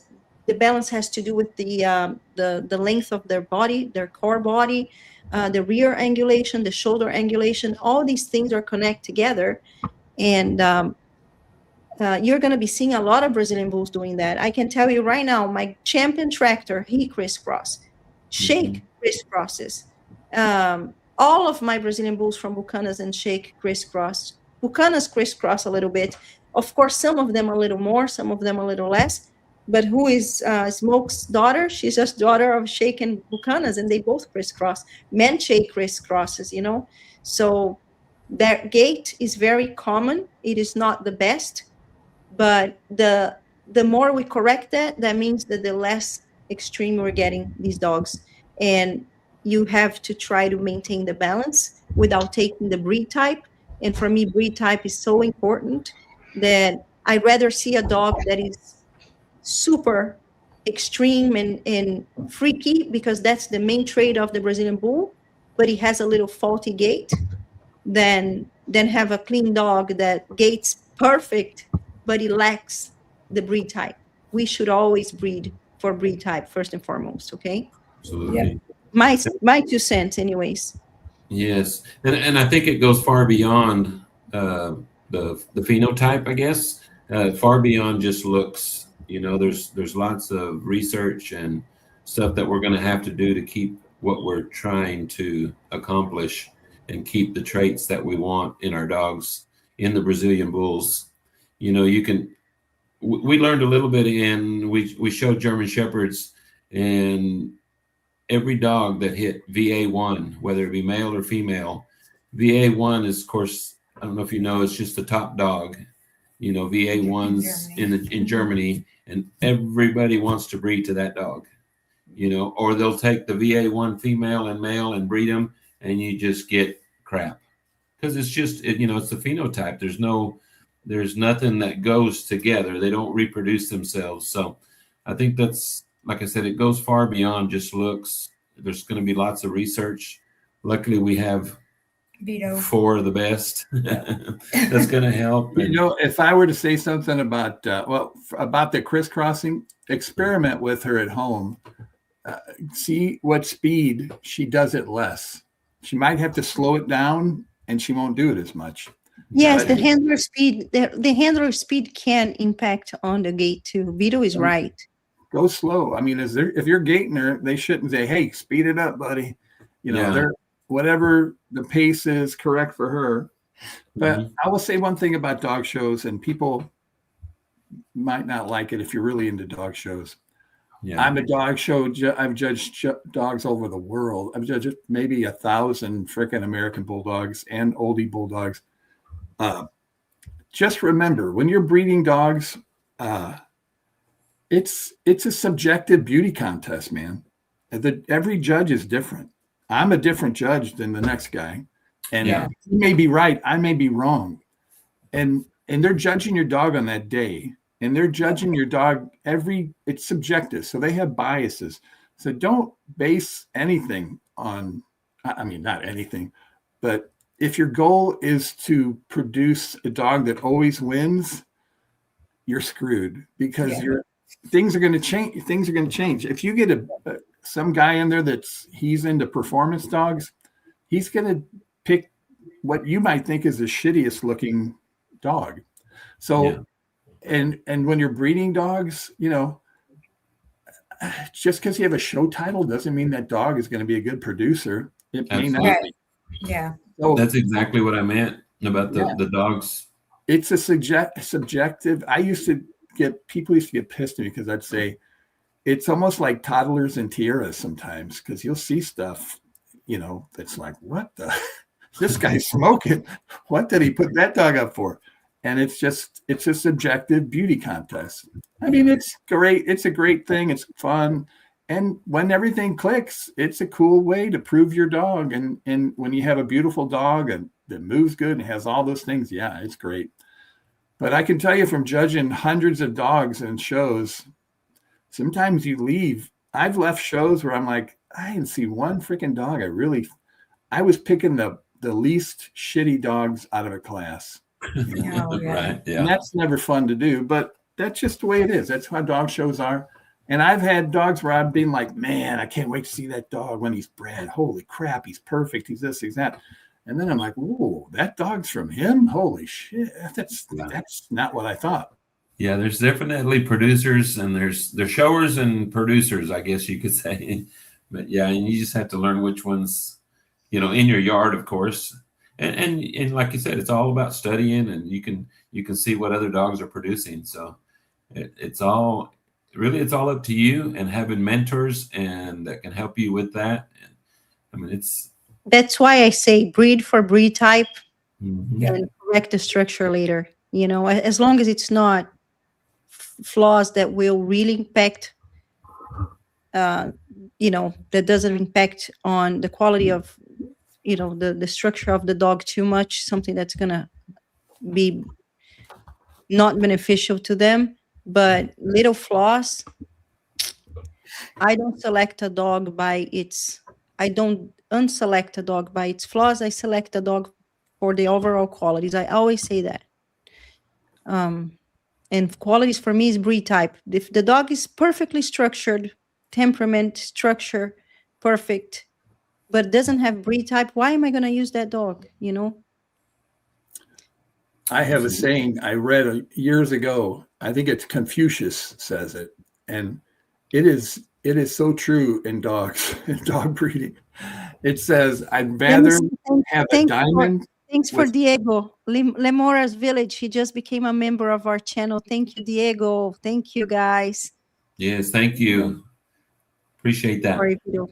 The saying is, it's better to have a diamond with faults, with inclusions. If you ever bought a diamond where they have the carat cut, clarity, color, it's better to have a diamond with faults, with inclusions, than a perfect pebble.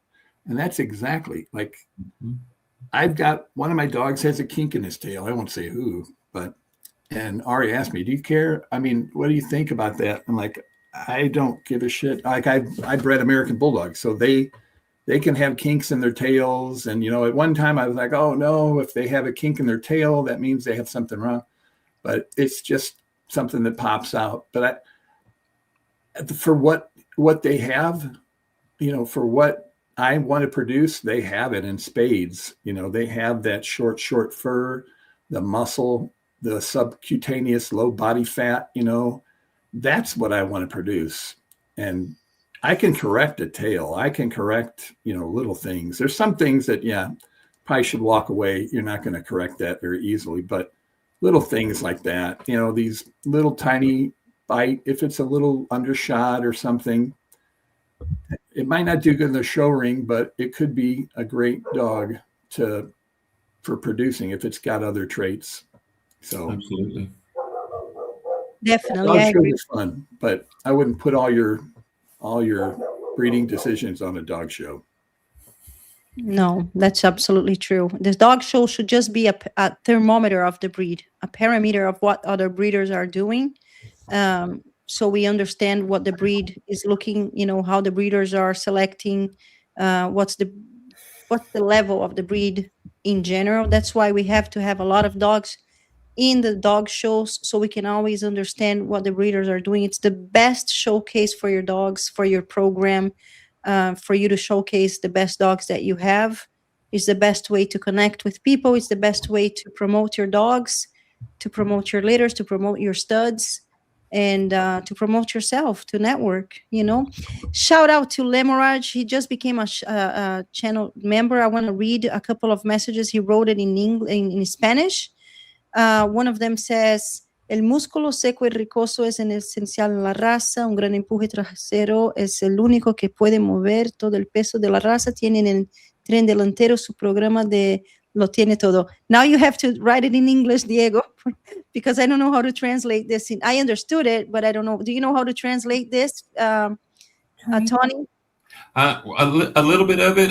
I think he's going back to, I believe, what we were talking about the game. The smoke. Yeah, I think they're talking not just smoke, but the size of the muscle, and it definitely affects. Let me see. It affects the movement, is what I'm reading. I don't know if he's really referring to that, but what he's basically saying is that something about the muscles. The good quality muscle is essential for the breed. A very good, powerful rear is the only one that can move all the weight that the breed has in the posterior, in the rear, in the hindquarters. So that's what I understood. And then another one in Spanish, he says, tractor, for example, is one of the indicators of the breed in the American Bully, and sus musculus, his muscles and masseters in the face. Tractor is a wonderful standard. Thank you. Well, tractor, it's funny because tractor is perfect standard of the Brazilian Bull too, and he fit very well the American Bully. But now with the Brazilian Bull standard that we have written, we can see the differences between the American Bully standard and the Brazilian Bull. And I think that tractor, even though he fits very well in the standard of the American Bully, I think he's much more a Brazilian Bull without a doubt. He's a great representation of the Brazilian Bulls as, let me see if I can show you guys one thing here. What I think that tractor lacks as an American Bully is a short back. He doesn't have a short back, and he doesn't have, and his head, he has, the type of head, even though it looks like a pocket, it's very similar to the Brazilian Bull because he has a more triangular muzzle, Let me see if I have anything of tractor. I have tractor here. But yeah. Tractor, I think, moves great because he's got a little bit longer back. Dogs with a little bit longer back always move better. Dogs with more balance.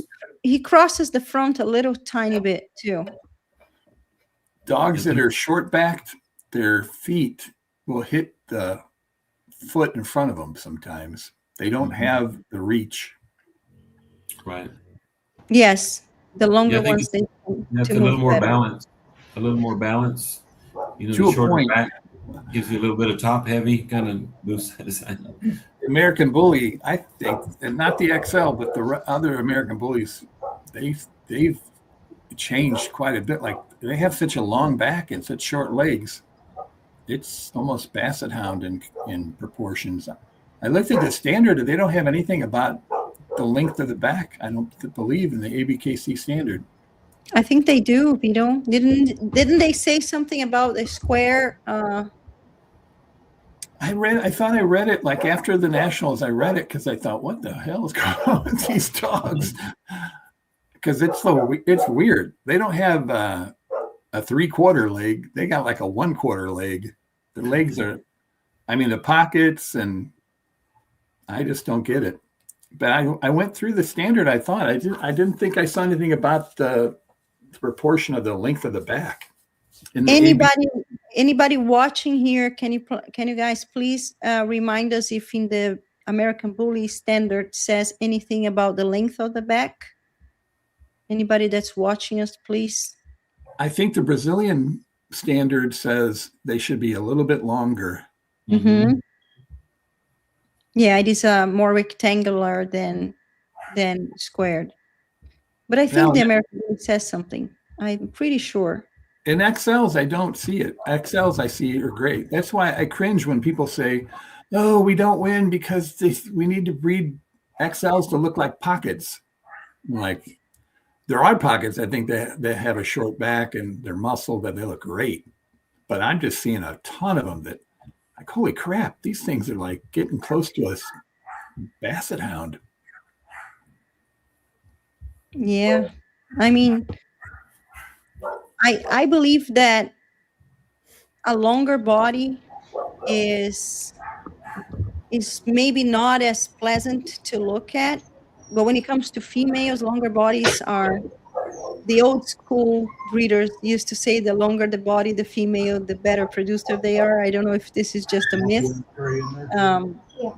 but they do move a little better. And in the case of the Brazilian bulls, we do need that a little bit longer body because we also need a waistline. And if you have too short of a back, Mandibula has a waistline and he has short back, but he's skinny right now in that video. Yeah, I think Mandibula is like, I would say he's a 9 in height and a 10 in length. And I think Tractor is probably a 8.5 in height and a 10 in length. I think that's correct. I think you need a little bit longer back to move better. So I have the ABKC's website pulled up. Their standard for American Bullies is what you were asking, right? For the back? Yeah. Did they say anything about the length? It says they want the back fairly short to medium, slight sloping from withers to rump, or straight accepted with gentle short slope at rump to the base of the tail. The American Bully should give the appearance of a square body equal in length when measured from point of shoulder to point of buttocks and from the withers to the ground. Faults are a back that's too long, a rear that's higher than the withers, weak or swayed top line, roached, or wheel back. Oh, so they have it in there, but I don't think they're judging them that way. Yeah, it kind of just sounds more of a description rather than a, there's nothing set in stone, I guess. It's just a description of what it should be like. I'm showing to you guys here the short back of Tractor. He's a little longer back, but he's perfect for the Brazilian bulls, Yeah. This is what the Brazilian bull actually requests, is this. Oops. Sorry, guys, I'm trying to move and I'm moving the wrong screen. There. There you go. What an ugly dog, you guys. Yeah. Oh, boy. That's crazy. Tractor is ridiculous. Everybody that underestimated Tractor when they saw him in person, it's like, what the heck is going on here? Like,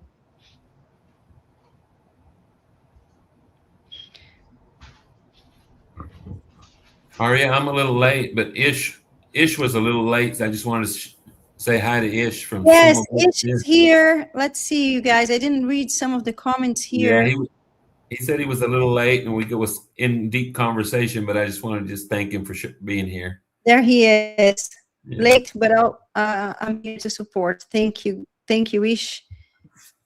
Then Sumo was writing some stuff here. 100% say that again for those that didn't understand. I think he was talking about when we were talking about the breed type. Samba team dropping gold tonight. Thank you, Sumo. Thank you, Then Sumo. Sumo said again, that short back, LOL. It's a feel-good statement, that's for sure. That's it. I just wanted to share a little bit of some images here with Tractor because we were talking about, how Tractor he fits. I love this video here. Can you guys see it? Mm-hmm. Yep. Okay, this is nationals. When Tractor was competing with the champions, he was selected the two of the best champions in the XLs, and he's here. That's Tractor. And let me take this writing out. And now this is something cute that I made because, you know, he wasn't champion in vain. Look at that dog. But you see, I believe that he's a little bit longer than the XL should be, even though but within the Brazilian Bull standards, he's perfect. Like, he has all the traits that a Brazilian Bull is required to have. All the lines in the body. His lighter color, I believe that doesn't benefit him too much because you can't see the lines as much, but there, look at that. Now, this is a shorter back. You know, this is a little longer back. Mm-hmm. They don't have such a waistline. You see, it's more of a fatty. This one is more skinny. And then you have these lines here. And of course, the head. You have a blocky muzzle. The top line is parallel to the bottom line. And then you have the ascending line and descending line for the muzzle. That makes a little longer muzzle. And to all my Tractor fans, thank you. Sumo is one of them. Here we go. Tractor is my guy. Yeah, he is amazing. He's amazing. And he producing amazingly. Did you guys see the guy, I was at Cinco and I had, I met Argus, the dog that Lavon produced. Mm-hmm. What a beautiful boy. He does. He looks really good. Yeah, very, very beautiful boy. I've always been impressed with him. He looks good. And he's young, Argos. Oh yeah, he's good looking. And he's young, I believe. I think he's young. Yeah, I think he's the same age as Riggs, I think, or pretty close to that. So that's what. Yeah, here it is. Let me try. That's him right here. Look at this. Look at the shoulder muscles on him. Beautiful boy. Yeah, He's a good looking dog. yeah. Very, very agile, very athletic. He can jump. He can run. Did you guys see this? At Cinco de Mayo, we had more than 150 dogs, you guys. Look at this. I made a little video here. Nice turnout. Yeah. Beautiful turnout. Look at the weather. Again, the weather was amazing. It was a little bit hot. We had a few dogs suffering from the heat a little bit because we were like 100. It was about 85 degrees at one point. But it chilled. It chilled a little bit later. So they had a good turnout for the Brazilian bull, the bloodline. We had about 10 Brazilian bulls there, but not all of them went to the ring. Nice. I guess some people missed the ring, you know. Argus is gorgeous. Yes, he's a very nice boy. Congratulations to my friend Lavon that produced him. She used Tractor on her girl Juno, and they produced Argus. They produced Nix. What a beautiful girl, that blue sister. The person holding Argus is a gem in our community. Thank you, Sumo. Yes. No. The standard for American Bully reflects an underbite. The shorter muzzle. I mean, I don't know if I would say that because I do see a little longer. It's shorter than ours. But you know what is funny, Sumo? I've seen a lot of American Bullies with short muzzles that they have really good bites. So, like I said, the bite is something that can be worked, and I'm not really worried with the bite. If my dog is not a hunter, you know, I worried about bites when I bred dogos because they needed bite to bite hogs. Now these dogs, they just need to bite their full food in the bowls and the treats.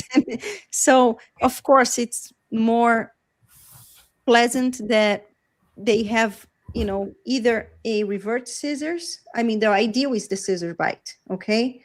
But if they have a level bite, which is touching, level, or even if they have a revert scissors, how does that change the quality of life or it doesn't really, honestly.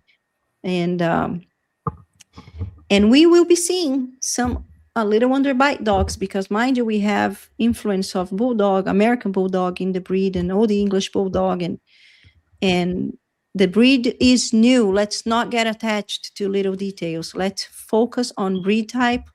Let's focus on temperament. Let's focus on health. And let's focus in taking these freaking beautiful dogs to show rings, to show the world how amazing they are. I have one more topic here, and mind you, I'm going to make a question in a few minutes to see if you watched the whole live, and I want to see if, after I make my question, who is the first person to answer. That's going to be my criteria. Here on Facebook and YouTube, I'm going to make one question about the whole live to see who is watching all the way.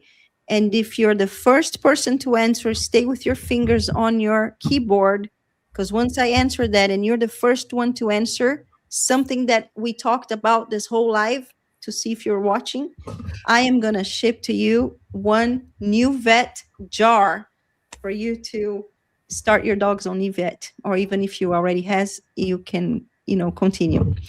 In a little bit, in 5 minutes, I'm going to make a question about the whole live. But I want to say something to you. I want to ask you, now that the Brazilian Bulls breed is really taking off, you have no idea how many people I have asking for our puppies. Lauren still has a few puppies. They will be Brazilian Bull registered. My puppies are Brazilian Bull registered. Oscar's puppies are Brazilian Bull registered. We have a whole bunch of imports and in the country right now, and we have a lot of dogs being imported.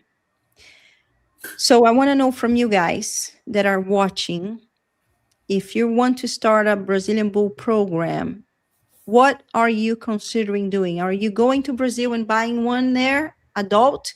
Or do you want to buy a female from here and use one of our studs? Not only my program, but we have Sumo, we have Lavon, we have TMK, we have so many Brazilian Bulls breeders that are coming up with beautiful dogs. Do you think it's worth to go to Brazil still, or do you think that how long is it going to take for us to have a gene pool here that we're not going to be needing to be importing as much, So I think that's an important question, because there are risks when you import, and we know all the risks. I know all the risks. I know all about the risks and being importing. And I think that's why one of the reasons that we're creating this program, this big program with Samba and other breeders are importing, so we can facilitate the breed and the gene pool here in America. Would you import a dog, Vito, from Brazil, or would you come to Samba Kennels and get one? Honestly, I asked you about importing a dog, and you told me how much it was for a puppy. And I guess I'm just an old cheap bastard. When you buy a puppy, I mean, I get the puppy here. You don't know when the dog's 8 weeks old. You don't know what it's going to be like. And if the breeders in Brazil, if somebody buys a puppy from me and it has problems, or it just doesn't, and if it's a breeder or a show person, it doesn't turn out, I don't want them going to the show with my dog. I want to get him a better dog. So I'd rather buy from somebody here. Although, I mean, if I won a huge lottery and I had tons of money, I'm going to charter a plane and go down there, and I'm going to dig through every town, everywhere. I'm going to find the best dogs. But that's not the case with me. So no, I'd rather just breed my best dog. You know what I mean? I got the best situation because Mandibula's here. I don't have to go to Brazil. Yeah, that's. No, Why don't you just say that, Vito? Yeah. We were just waiting for that. Yeah, we were waiting for that. Yeah. If money was no issue, yeah, I would. I mean, I guess I would, but I'd want to buy adults, and if I paid 20 grand or 180,000, I'd want every x-ray, every genetic test. I want everything done. I want to know his temperament. I want to know his bowel movements. I want to know everything. Just because I've been poor my whole life. I'm not going to just blow money, even if I had done. No, I would buy from somebody here, and where you can go see the dog or you can see the parents. I mean, that's a big thing. It makes it easier for sure. And I love the fact that I am from Brazil. I think that makes it a lot easier because I've been helping a lot of people get their dogs in Brazil. Like Sumo, he always asks for my guidance, and I'm happy to help, my friends getting the dogs from Brazil. But it is a complicated process. You guys can ask Sumo, you guys can ask Lavon and Alonso, TMK. These are the people that have been importing massively from Brazil. I have imported massively. Probably I have imported the most amount of dogs from Brazil, and Russ from Florida, Showtime bullies. But being Brazilian makes a difference because I know how to deal with my people there. And I don't know if I should say this or not yet, but we just bought a few females, adult females in Brazil, and we're going to be incorporating them in our program. And one of the benefits of being part of Samba Kennels family is that everybody here is being benefited with the co-ownership of adults. And that's what I want to provide to our international branches too. When you jump in this whole family brand thing that we're going to provide to you, if you're selected, you have access. It's part of the combo to get a female, probably a pregnant female, to make it easier, depending on the country regulations. Of course, I cannot send a pregnant female to Australia. It's crazy, but you're gonna have access to the females and to the studs too. But I think that what we're doing here, and not just Samba Kennels family, but also Sumo, Lavon, TMK, everybody, Showtime Bullies, Florida, everybody that's highly invested in the Brazilian bulls. We are part of history for this breed, because I know this breed is going to take off like we don't even imagine. And providing this access is a lot of value. It's very valuable for everybody that wants to have access to this breed. Because many times I have imported dogs and I paid a lot of money for import, for shipping, and if I didn't have my ways, and I could have gotten screwed. And I've seen a lot of people getting screwed over, not because of there are breeders that are not trustworthy over there, but I only deal with the ones that I know, and so that makes it easier. But it's also about knowledge, and some things depends on having someone with knowledge to understand how to go about importing a dog. Just the transport itself, it's about $5,000 now, each dog. So I have Sumo Bully Kennels. I have a cheat code. It's called Aria. It's true. And so we probably this year, we're going to see a huge amount of imports, but very soon, most people are going to be able to buy amazing. They already are. I mean, this year we already have amazing litters on the ground. But I can't wait for nationals this year. I hope that we can see a lot of Brazilian bulls there, and we are going full Brazil, you guys. I'm going full Brazil. I'm slowly changing my American bullies. I've made my mind up. I talked to Kat the other day, and she's like, I'm happy for you. She didn't imagine that I was going to go full Brazil, because she was asking me about the repeat with Jumanji. And I said, I thank you, but I'm going full Brazil.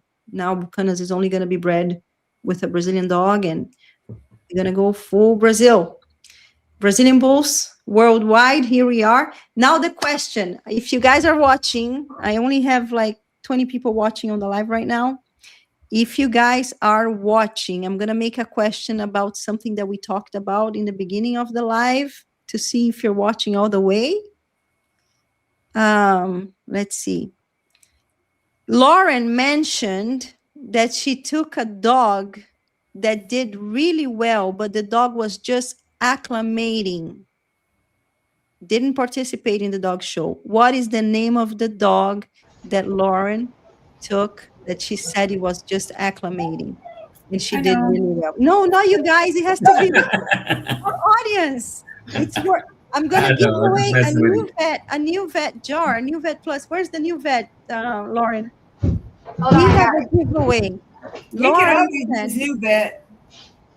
new vet. I want to see the comments from YouTube and Facebook. I'm not seeing Facebook comments anymore. Where are they? Oh, there they are. Hey guys. Adam Lavador got it. Juju, yes, He's so Adam fast. Lavador, yes. Adam, send me your details on Instagram or on Facebook. Send me your details, your address, and I'm gonna be sending you a new vet plus powder for you to sprinkle on top of your dog food every day. Thank you for watching the show all the way here. Guys, once again, we had a great live. Thank you guys for watching. My beautiful family, Vito, Lauren and Ryan, thanks for being here. Tony and Didi, thank you for being here again. I love you guys. We are super happy with and excited for everything that's about to come. For each one of you guys watching this live on Instagram, I'm sorry that I didn't participate you guys on Instagram as much because, oh, we have a message here. Lauren and Ryan, pleasure meeting you both. Charro de Bluli. I think it's is that a Merle boy? Yes. Yes. Yes. He's gorgeous. He's He absolutely is gorgeous. They're talking about He's a Nice. Jumanji grandson, I think, right? I think he's a Jumanji grandson. He's a Jumanji grandson. He's a Yeah. Brazilla son. Yes, that's correct. I've met him. I think I met him in Illinois, if I'm not mistaken. Yeah, good-looking dog. it was awesome to meet him. He was very nice. He came all the way from Chicago.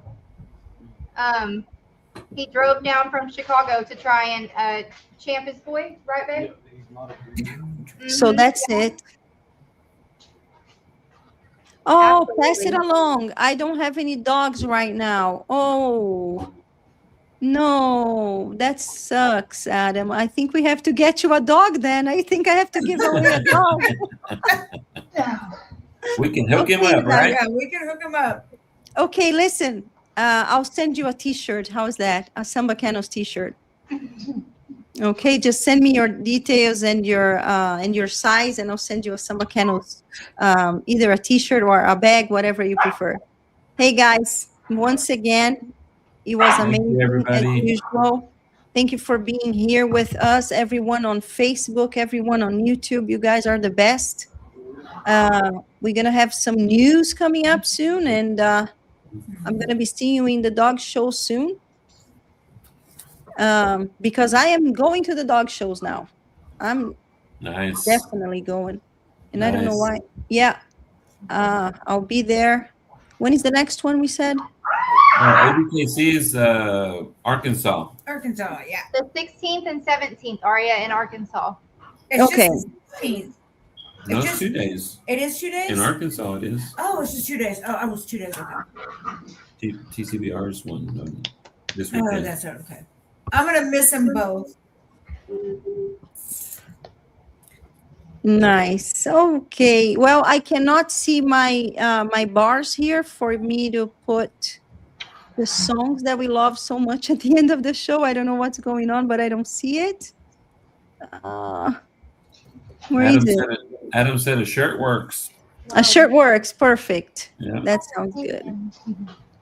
Well, good night, everybody. Thanks for Good joining night, us. everyone. We are not going to play Appreciate songs tonight because I don't know what happened to my sidebar where I usually see the music. It's gone. So I'll see you guys next Thursday. Thank you, guys. Thank Good you, night, Vito. everybody. Good Thank night, you. Lauren See ya. and Ryan, Tony and Didi. We'll Bye, talk soon. everybody. Good night. Good night. Night. See you next time. Bye-bye. Love you guys. Bro. I need a word. She's listening to Not yet. I can't hardly sign off with no music. Don't know where to go, huh? Salvatino. Oh, I thought about singing, but I forgot all this. The freaking lyrics. There's so many songs now. There's so many songs in there. I don't know what happened. My sidebar just disappeared. You're right. That's my favorite part of the show is when we put the little song. When you gonna turn the TV off? Ryan went